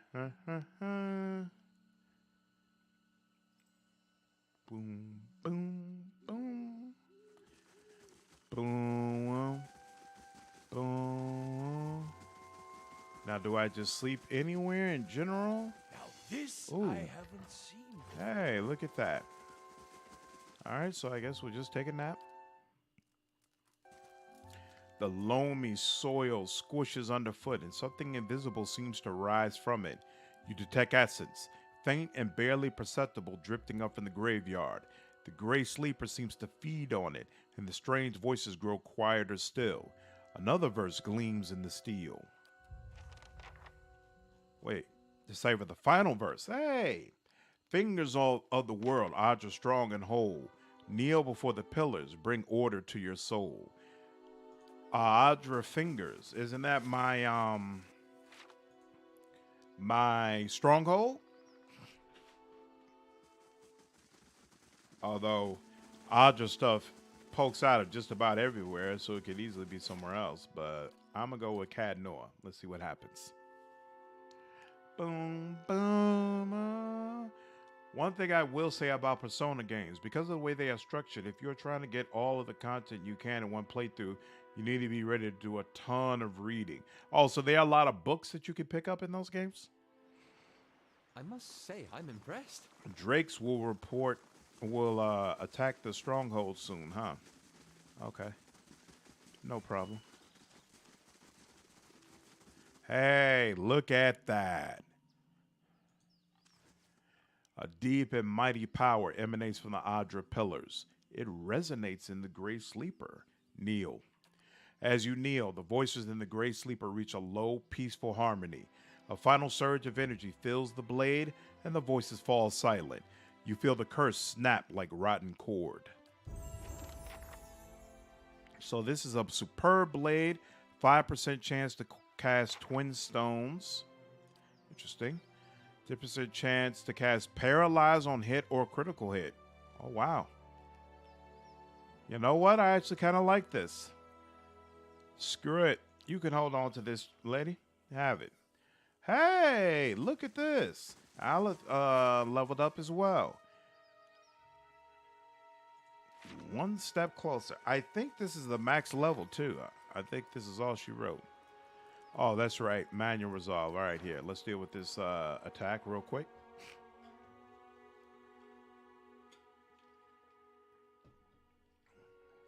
Without it being broken up with gameplay.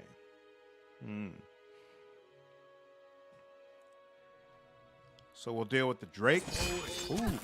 Whoa. Maybe I should have saved before I did this. Hopefully it's okay. See a lot of people on the ground. Yep, I think we're good.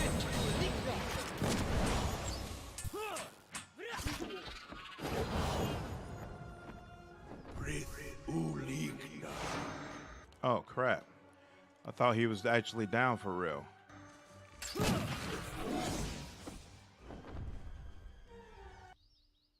And look at that.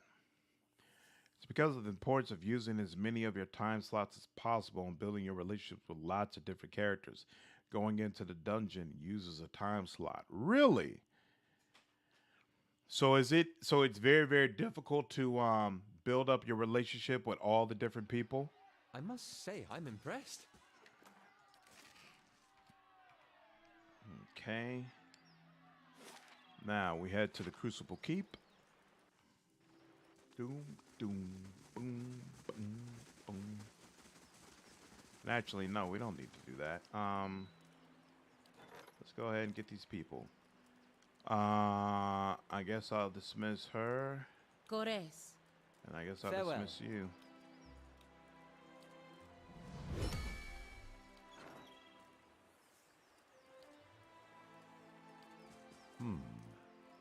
So the dwarves of Durgan's battery did not destroy themselves after all. They fell to invaders. Perhaps, but they seem to have left much behind. We have discovered things thought to be lost. Their influence may yet persist. So ultimately, you only go into the dungeon once per major event and do everything and then spend all your time slots in a row on social links. Seems like such a fascinating system. I can't wait to try this out. But we have seen no invaders, and the battery was shut. Did they come only to destroy the dwarves, and then leave? Yes, a hopeless battle was waged in Durgan's battery. They seemed to know that their deaths had come, yet many fought on. They had built a great legacy. They had no reason to fear death. Their bravery was not enough in the end. He sighs. They might have made great Alpazga warriors, if only they had been born to Khan.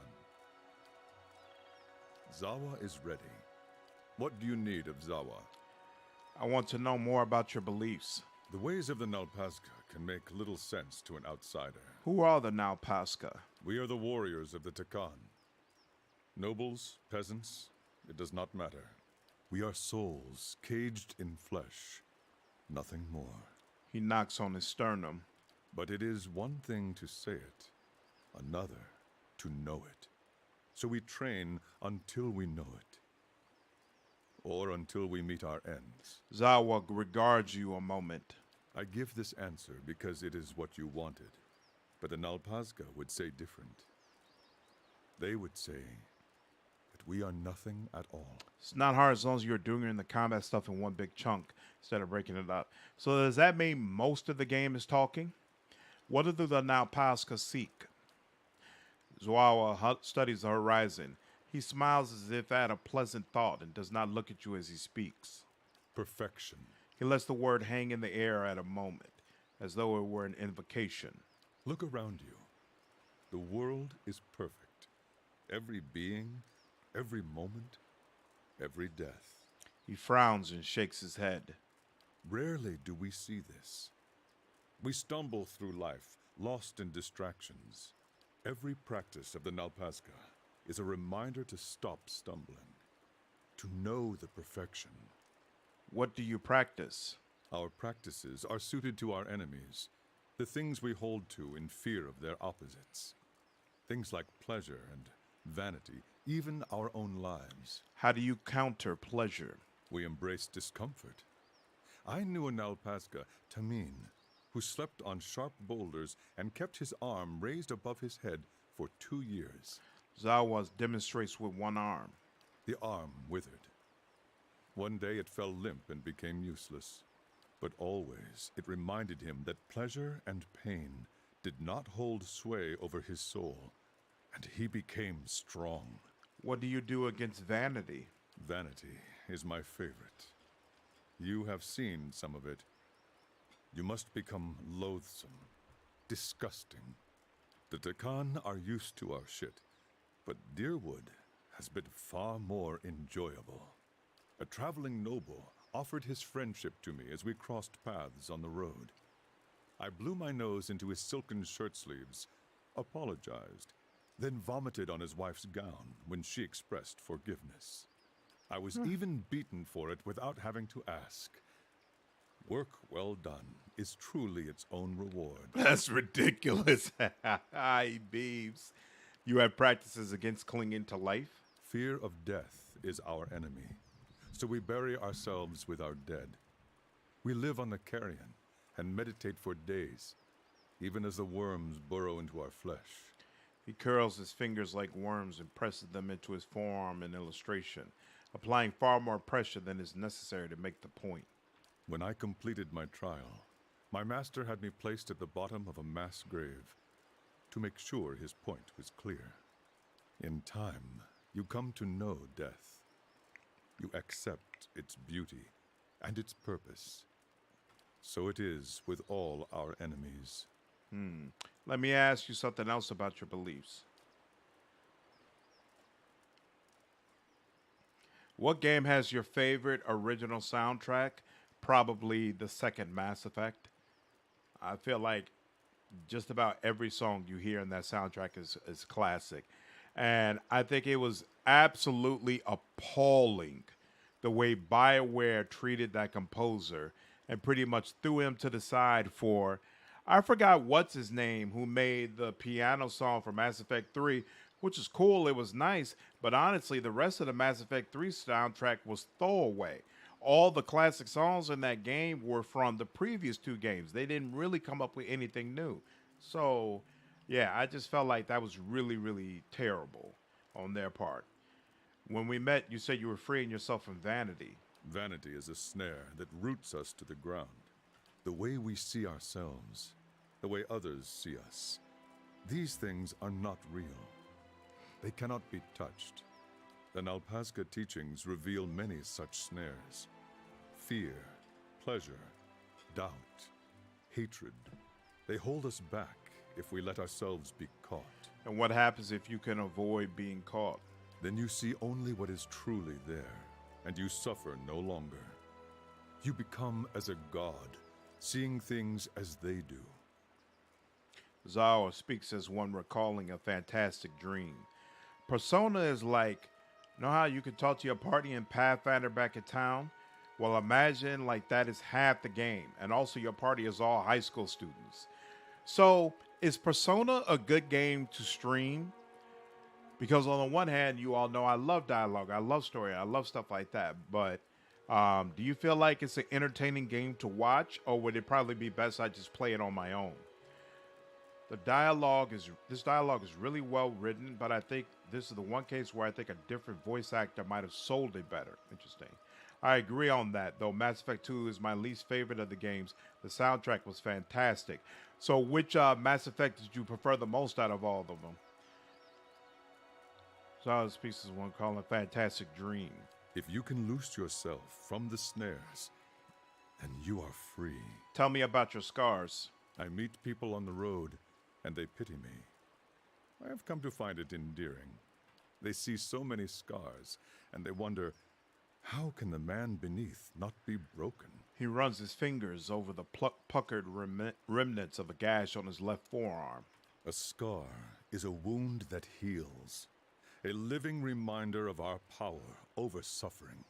They cause no pain, only the echo of pain, which cannot hurt you. Show me a scarred man, and I will show you a man who can overcome.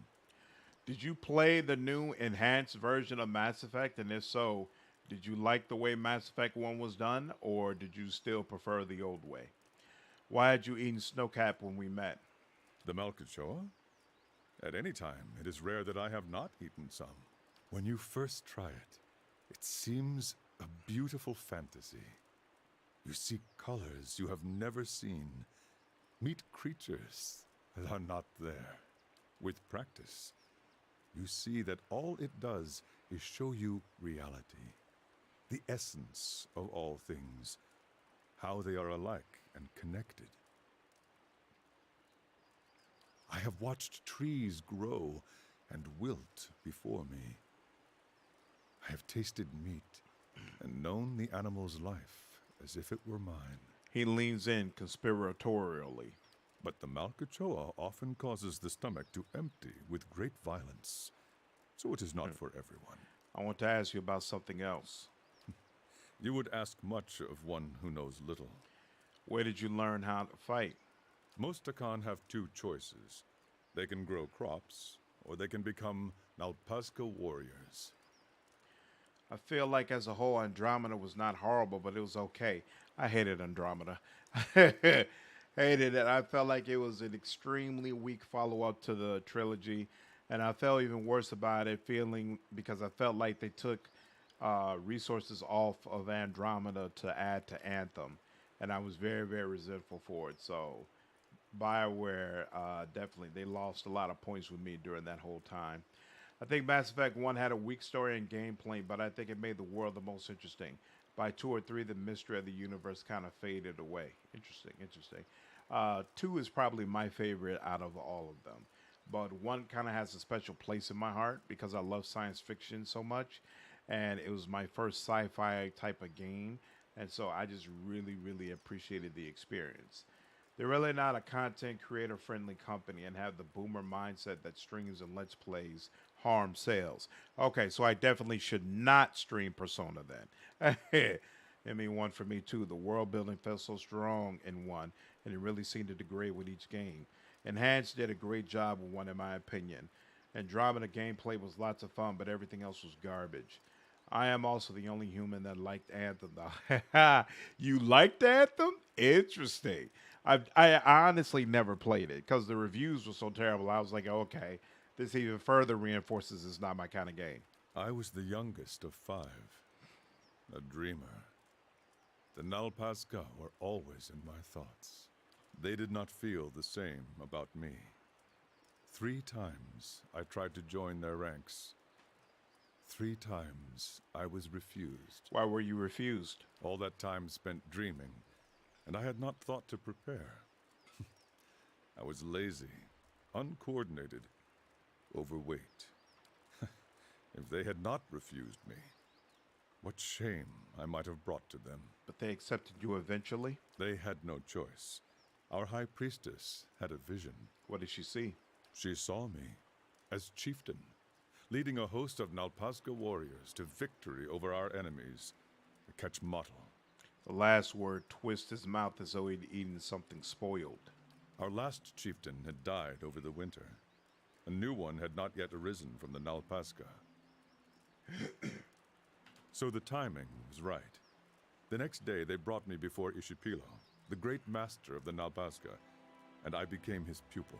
And this Ishipila taught you everything you know now? I still trained with the other instructors, sparred and meditated with my Nalpazga brothers and sisters. I learned from all of them. But learning from Ishipilo was a chieftain's privilege. He knew the secrets that could grant mastery over reality, invincibility in combat. When an Nalpazga was deemed a worthy successor to a chieftain, greater than all his peers, Ishipilo would take him in, prepare him for the future. I would not be as I am now without his lessons. Yeah, being able to transfer your character in Mass Effect and Dragon Age was huge for me. Huge. I absolutely love that aspect of it. And that's part of the reason, actually, that while I love the Witcher series, I don't feel like it equals up to them in that specific regard. I feel like there were multiple times where CD Projekt Red basically completely ignored major decisions you made during your playthrough for the sequel game. In fact, honestly, I feel like part of the reason Witcher 3 did so well is because I feel like a lot of those people never played Witcher 1 or Witcher 2. I think for those of you who actually went through the whole storyline, like Witcher 1 to Witcher 2 to Witcher 3, I feel like a lot of those people have a lesser view of that journey in Witcher 3 than people who just jump straight to Witcher 3 and that's their first real experience with Witcher. Because there were just too many times where CD Projekt didn't really respect the choices you had made. You said your teacher knew how to master reality. Did you learn his secrets? Zawa opens his mouth to speak, but only a slow exhalation escapes. He looks at you, frowning, and tries again. Not all of them. What was it your master never taught you? When I was brought to him, I knew how unworthy I was. But if he disapproved, he never showed it. In my shame, I gave him everything I had.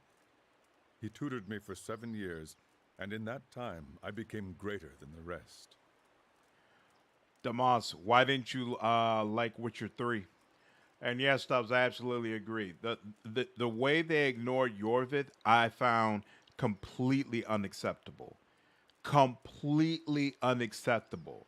Like, you presented me with this game where I have 2 different routes I could take, and you basically decided in your new game, you know what, this route is completely irrelevant. So anybody who went down this route, oh, well, you know, your story doesn't matter. To me, that was absolutely reprehensible. But because it was CDPR and, you know, they have a lot of stock with fans, they just ignored that.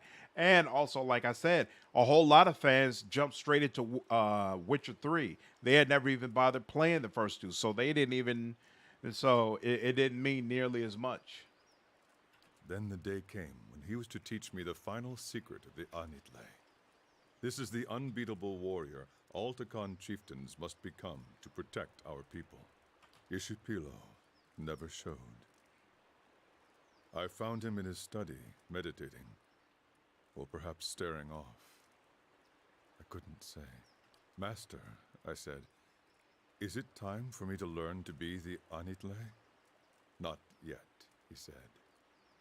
And that was all. Zawa's mouth barely moves as he speaks. He never gave me another lesson. A year later, he was dead of old age. They named me chieftain, anyway. You seem to have managed in spite of that. Have I? Maybe he was testing you. I thought so as well. I tried everything. Patience, Rage, cleverness, acceptance. Not yet, he would say. Not yet. Oh, so that's why you didn't like it. You felt like they didn't respect your choices. Yeah, I can completely understand that. They didn't. Someone else must have been able to teach you. At any time, two people know the secret of becoming the Anitle. The chieftain and the master of the Nalpazka. When Ishipilo died, the knowledge was lost to us forever. I want to ask you about something else. You would ask much of one who knows little. What happened after you became chieftain? Word of Ishipilo's death spread. Our enemies saw the opportunity. The Ketch-model chieftain came with gifts to honor my rule. But his real purpose was to look me in the eye, to know if Zawa might be beaten. I looked at him, and I imagined that I was the Anitle, free of all the worldly snares, that my master had taught me everything. His mouth tightens. When he turned to leave, I saw he wore a secret smile, and I knew I had failed. 3 days later, they attacked. They were many times greater than our numbers. They had been trying to conquer us for generations, and the Takan chieftain had always sent them running. The power of the Anitle. He shakes his head. In my heart, I knew we would lose. And it would be because I was not the Anitle. What did you do? What we had always done. I gathered my Nalpazka warriors and led a charge into the belly of their army. The Nalpazka believed Zawa was the Anitle, and it gave them strength. For their sakes, for Takan, I believed it too. I had a lot of fun with Cyberpunk. Of course, I had a lot of issues with the bugs and the various problems in the game, but I really appreciate the way CDPR has continued to support it and drop content for it. I know they're supposed to be doing another expansion soon, so that's a game that once all the content is out for it, I definitely plan to circle back. We'll probably play it on the channel now that I think about it. My mind found a place it had never reached before. I could see my enemies' moves before they made them. I could see my own actions in front of me, the path to victory. I did as I saw, and the Ketch-model fell in heaps. And then the Ketch-model chieftain came to face me, and he knew Zawa was not the Anitle. When I saw him, I knew it too. I hesitated. My enemies fell upon me. One by one, the Nalpazka were defeated, and Takan was conquered. What became of your people? Zawa takes a slow breath. Of the men, they made slaves. Of the women, they made wives. Their way is to absorb the conquered, make them forget themselves. If Kekmadel defeated you, how did you survive? They take you alive if you are a chieftain. They break your body and your spirit. Then they show you to their people and to yours, broken. After that, they cut off your head so that they may drink your soul from it. He flicks his fingertips casually across his throat. But you got out of it? Oh no, they did all of those things to me. They flayed me until my screams became whispers, until I no longer knew who I was, and my only hope was to die soon. But they didn't stop, and that was their mistake. In my lowest moment, I released my grip on many worldly things I had come to embrace since my master's death. The pain made the world clear again. They brought me out to be executed, not knowing any better. They swung the machete down upon my neck, but it would not cleave. He mimes the interrupted swing. Each hack of the knife brought great pain, and the pain showed me glimpses of pure truth. For a moment at a time, I was the Anitle. I broke my bonds by seeing beyond them. I slew my executioner by knowing I would slay him. Were you able to free your people after that? All at once, Zawa seems to deflate. No. When the pain faded, so did my enlightenment. But it was enough to make my escape. I swore to return when my soul was ready to defeat the Ketch-model.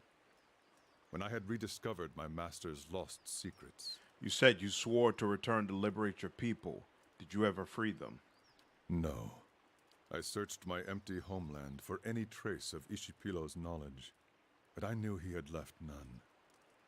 It would have been too dangerous. Setting in Cyberpunk immediately sucked me in, and I ignored all the game's flaws just to annoy being in that world. 10 out of 10 game for me. The world building is absolutely incredible. There's no doubt about that. When that failed, I began searching the land to see if knowledge of the Anitle had come from abroad. I visited temples and monasteries. All the while, Zawa was trying to find the answer within himself as well. Meditation, Malkachoa, 1,000 practices he had learned as Nalpaska or dreamed on his own. He becomes nearer to the Anitle every day, but his soul is not free. He is not the Anitle. Why not try to free them anyway if you're close? The final step is the difference between invincibility and certain failure. Ketch model has only grown over time, swallowed all its rivals. It would take no less than the Anitle to free and protect the Takan now. What if you die without rediscovering your master's knowledge? Then the Takan will be no worse off than they are now. But they do deserve better. Is there any way I can help? Perhaps there is. In my journey to Stalwart, I passed through a place that put my soul on edge. I don't know what it was about the place, but I intended to return there after I fulfilled my pledge to Stalwart's mayor. The answers I search for now are of the soul, and such resonances should not be ignored. I believe the locals call the place Whitestone Hollow. It lies east of Stalwart. I will return there and explore its energy if we should pass that way. I want to ask you about something else. You would ask much of one who knows little. Tell me about your home. Ishimital is vast. Outsiders think of it as one land and its people as one people. But if you walk across it, you see that there are many Ishimitals. No, I've heard multiple times about Shadowrun, but I haven't played any of those games yet. The Ishimital that the Khan know is rich in soil and water. The crops seem to grow in front of you. We build our homes along the Aki River, and it is good to us. Though every so often it floods, so that the Khan do not forget their suffering. Yeah, as someone who prefers party-based games, CD Projekt Cyberpunk, rather, does come off as a very lonely, isolated experience. I absolutely agree with that. It would not be the rainy season without my neighbor Esley swimming after his escaped goats and nearly drowning. Yep, that's what I heard. Play Shadowrun 2 and 3. But home is an idea, no more real than justice or honor. My home is here now, wherever I stand. What were you doing before you came here? I hope to share knowledge with the monks of the Thousand Dreams. Their monastery lies east of here. They are said to be seekers of greater truth, like the Nalpaska. But if they still exist, I did not find them there. Let's keep moving. Awesome, okay. Alright, so now his quest is ready. You know what? I want to do... You know, we're going to get rid of her for now. We're not going to worry about her. Since we're not worried about her, we'll take her. There we go. And then accept that. Go first fires. I agree with the Cyberpunk comment. Yep.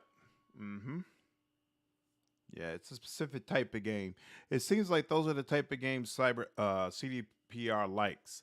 Because Witcher, honestly, is a very lonely, isolated experience. Even though it has great characters, and I absolutely love that game. Love that series of games. Cyberpunk starts okay when it's you and Jack and T-Bug and you're interacting with your fixer and all that. But then once it's just you, kind of feels like Fetch Quest. The only thing holding Dragonfall back from being my favorite game of all time is Transitor. I don't know what that means.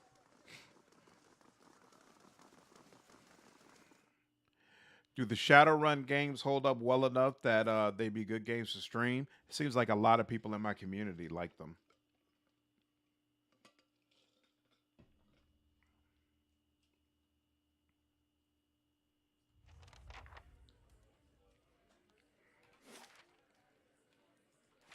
Oh, that's what you use this freaking statue for.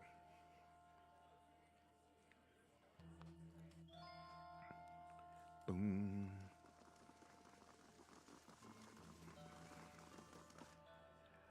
The shrine of Abaddon lies before you, smelling of metal and oil. Bless Mosca's forge hammer. You place Mosca's forge hammer at the base of the shrine. For a moment, nothing happens. Then you hear the distant ring of hammers striking anvils. Tens, then hundreds, then thousands, all in unison. Mosca's forge hammer suddenly flares with light, and the chorus of hammering fades away. You retrieve the hammer, and though its appearance hasn't changed, it feels heavier somehow. Bless the hammer at the shrine of Mogren's at Mogren's Fork. Okay. Ooh, Palagina has enough experience to level up, but we're not going to bother with that until we got Olive back, and then we'll just level them all at the same time. I see yes, I see hell yeah, I see Dragonfall and Hong Kong are great games to stream. Shadowrun games would be amazing to stream. They're also new enough that they just work out of the box. No issues, no mods needed. Really? For some reason, I thought they were really, really old games, and so that was part of my hesitation that I felt like I'd have to do a whole bunch of crazy updates. Maybe that'll end up being the next series after we get through with Pillars of Eternity. That's cool. Because enough of you have talked about it where I feel reasonably confident these are games that I would enjoy. Even though, to be frank, I think usually I would prefer to stream games that I've already played before. But, you know, why not make an exception once? We'll experience the game together.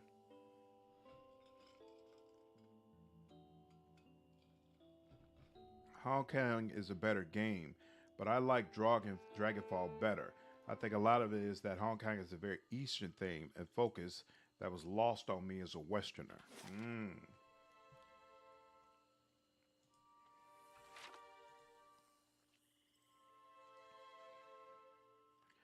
Transitor was Supergiant Games' second game. Same people as made Bastion, Pyre, and Hades. What the hell is going on? This is G's 4 games made up 4 of my 5 original soundtracks as well. Transitor's soundtrack is fantastic. A motley gathering stands at the crossroads. At first glance, the person at the head of the group seems more monster than man. 2 large and curling horns emerge from the sides of his skull, forming a hardened carapace that is pocked like coral. Down its center, this strange shell splits, revealing the ash-gray skin of a man's face, obscured above the nose. The horns might seem a mere helmet, save that in several places you cannot tell where the flesh ends and the bone begins. From the neck down, however, this is by all appearances a human man, clad in fine armor of the same dark shade as his features. The man smiles, revealing long white teeth from which the gums have retracted. Despite his masked eyes, he looks unerringly in your direction. Hail, traveler, and well met. He turns to Palagina, smiling all the wider. How now, pretty lady? Had I your patron, I'd be a dark bird still, but all the more handsome for it. Patron, that's one way of putting it. Delusional, but we all deal with it in our own way. He laughs quietly. Are you enjoying the fresh air? We, he gestures to the men and women behind him, are doing much the same. Perception, you seem well armed for scholars. Ah, but we are not scriveners or aspiring priests, but rather scholars of death. We're better to witness it than the road. He laughs. These paths are not very safe. For instance, I have heard tell that there are certain groups comprised of individuals both skilled and handsome who, depending upon the monetary fortunes of strangers, will unseen those poor devils from nose to nave, and thereby send them into the next life. I think our talk is done. Kill that one slow. I want to see the light leave him. Oh, okay, we are all here. Okay, that's a good start then, at least. Yeah, we'll start with the priest. Get you down. And yeah, let's go ahead and do some of this.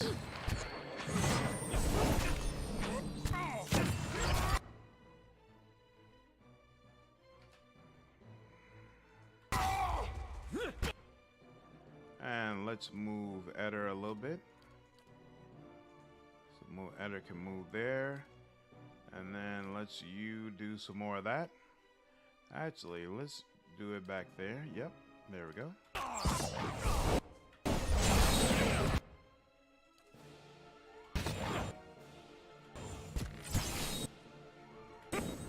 Excellent.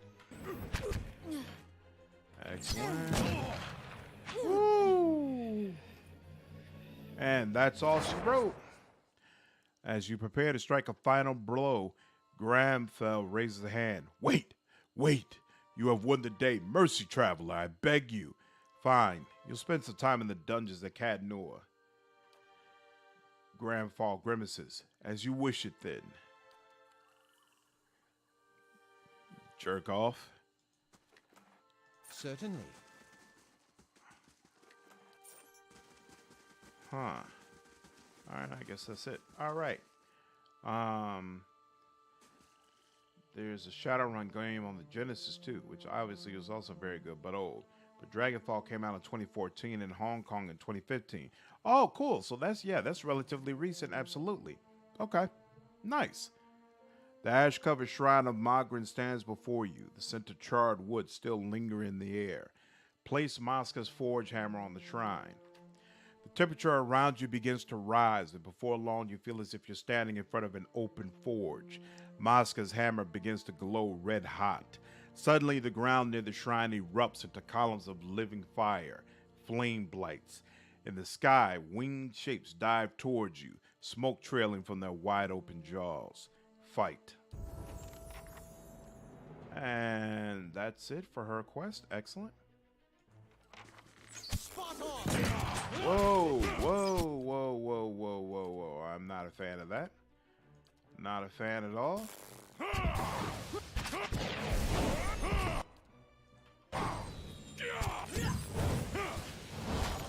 Oh.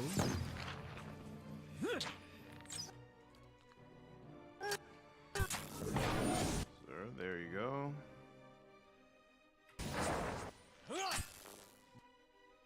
Yeah, you there. You, what? Wait, no. You there. You, why are you all the way back here?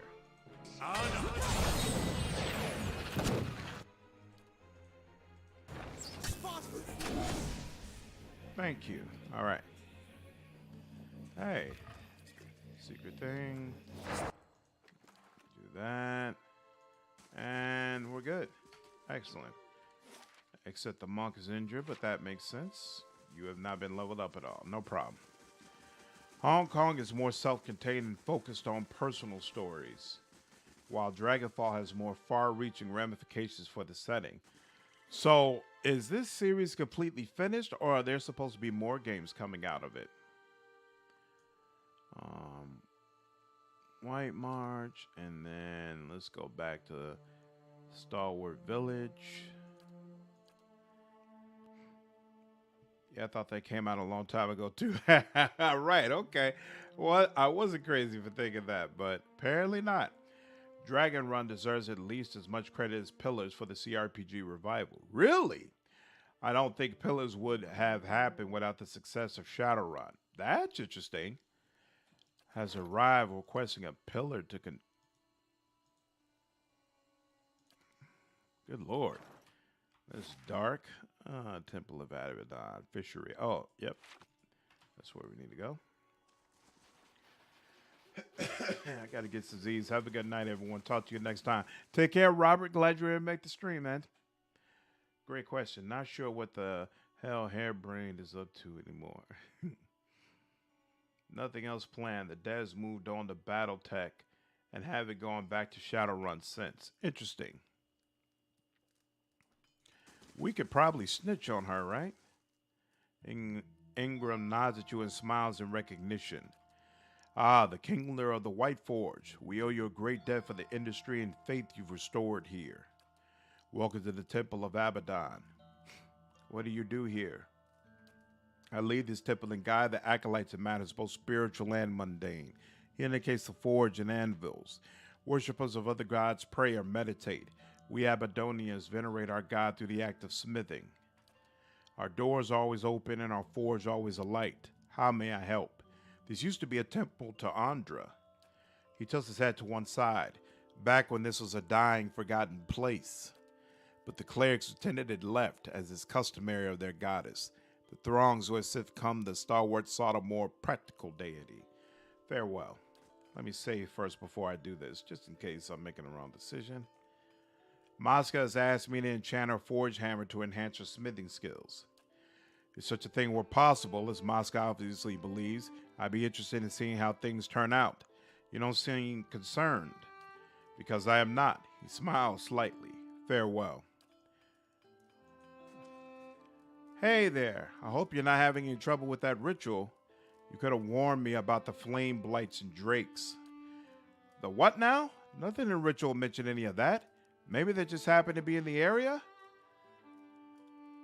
Give her the forge hammer. Just in time, too. I was supposed to be done with this sword yesterday. Okay, magic hammer, do your thing. She raises the hammer and prepares to strike the unfinished sword. Wait, this might be a bad idea. Don't use the hammer. What? Why not? Moscow waggles the forge hammer at you. You went through all that trouble and now you're changing your mind?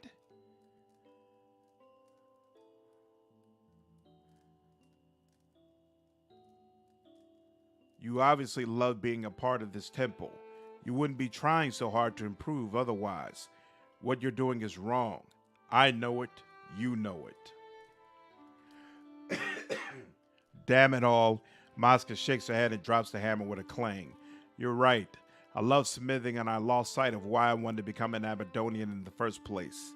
Thank you. Here, take this. It's one of the first things I made that didn't turn out truly terrible. It's not much, but you could get something for all the hard work you did for me. Now I need to get back to work. I've still got a lot to learn. Lovely. Okay. And I've gained some reputation with Stalwart. Dragonfall and Hong Kong did a Neverwinter Nights thing and released a campaign editor too, so there's community content coming out to this day. Yeah, I think people have remade the first game in the 3ED games engine, which is probably a much better way to play it. So there's possibility greater than it being Obsidian, at least, that HBS is the mystery studio too much black sun for Vampire the Masquerade Bloodline. Ha ha ha ha. Yo, I'll take it.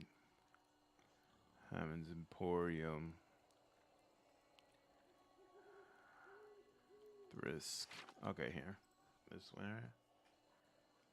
I can see that. They've been super silent for a while now. Plus, I think Battletech was published by Paradox. HBS would actually be a great candidate for remaking Arcanum. Yeah, Paradox published the Battletech game, so them going to Hairbrain would be a very reasonable idea. They're an experienced RPG developer that has been super silent about what they're working on for a while now. Ooh, don't excite me. The Gleaming Society is no more.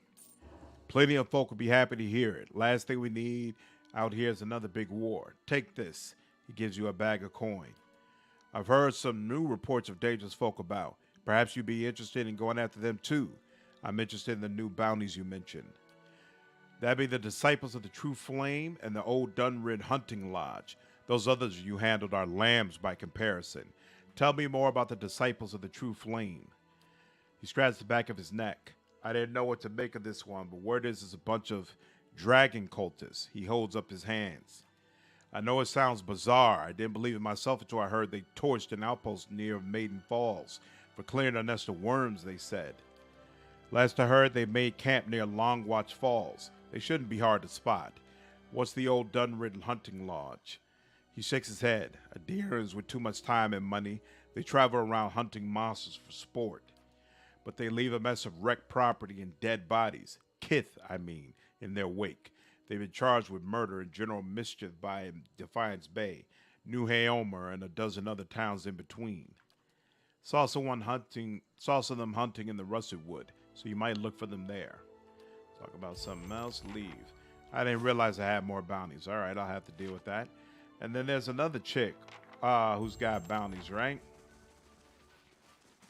And I guess I need to turn in with her.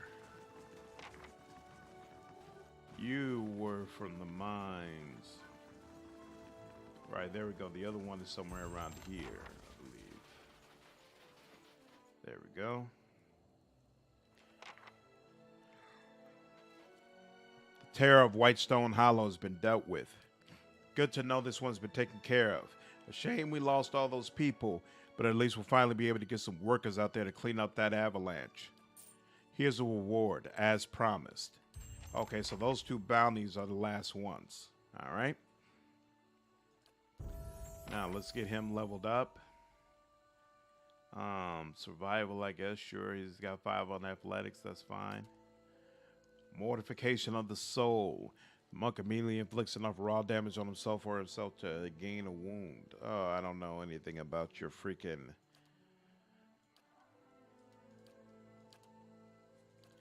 I do not know what makes a good monk. Let's see. We'll go for 12. Swift strikes. Sounds good. Yeah, Paradox. So, according to Paradox, the Mystery Studio came to Paradox. It would make sense that wherever it was has ties to Paradox, though, since they would have needed to hear about Vampire the Masquerade Bloodlines getting canned before us. The guy who runs HBS also made the Battletech and Shadowrun universes, so he's got a lot of experience with tabletop games, which Bloodline is based on. This is super solid. Yep. Interesting. 25 damage is stock, sure.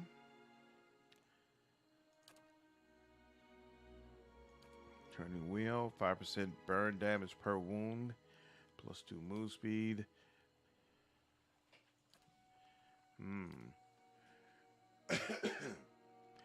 50% chance to deflect range attack, sure. Whatever makes this guy more tanky, so I don't have to babysit him the whole time. I'll take it. Here, mortification of the soul. You can have it. 15.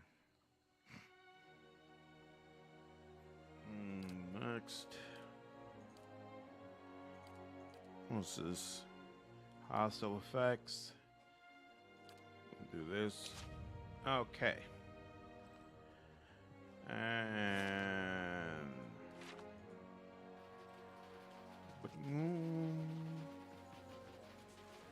turning wheel is real good. Okay. If he levels up again, I will check it out. All right. Finally time to do his quest. So finish his quest. Go back and pick up the barbarian. Talk to her until she gives the quest. Do her quest. Then I can drop both of them off.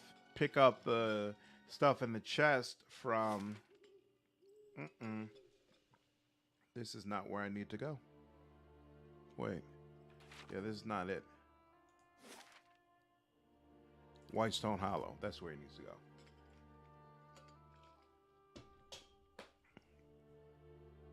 Finish the barbarian's quest. Drop both of them off. Clear up the 2 bounties. The 2 outstanding bounties that we still have. And then finish White March.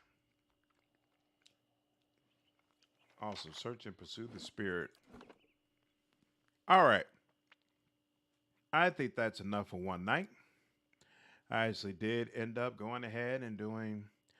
Actually, we did 4 hours, not even 3 hours. So, yeah.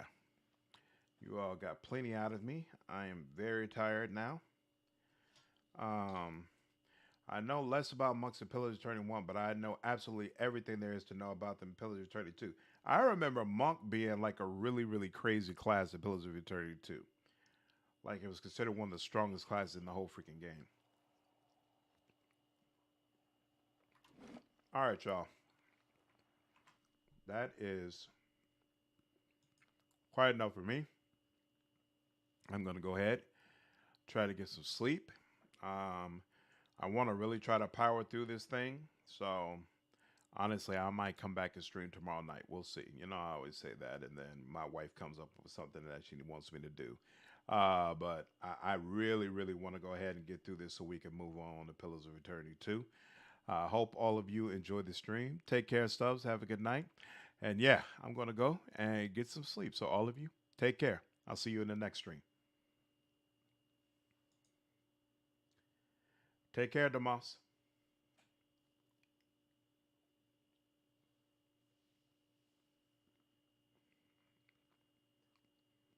Nice. I'll keep it in mind, Bob.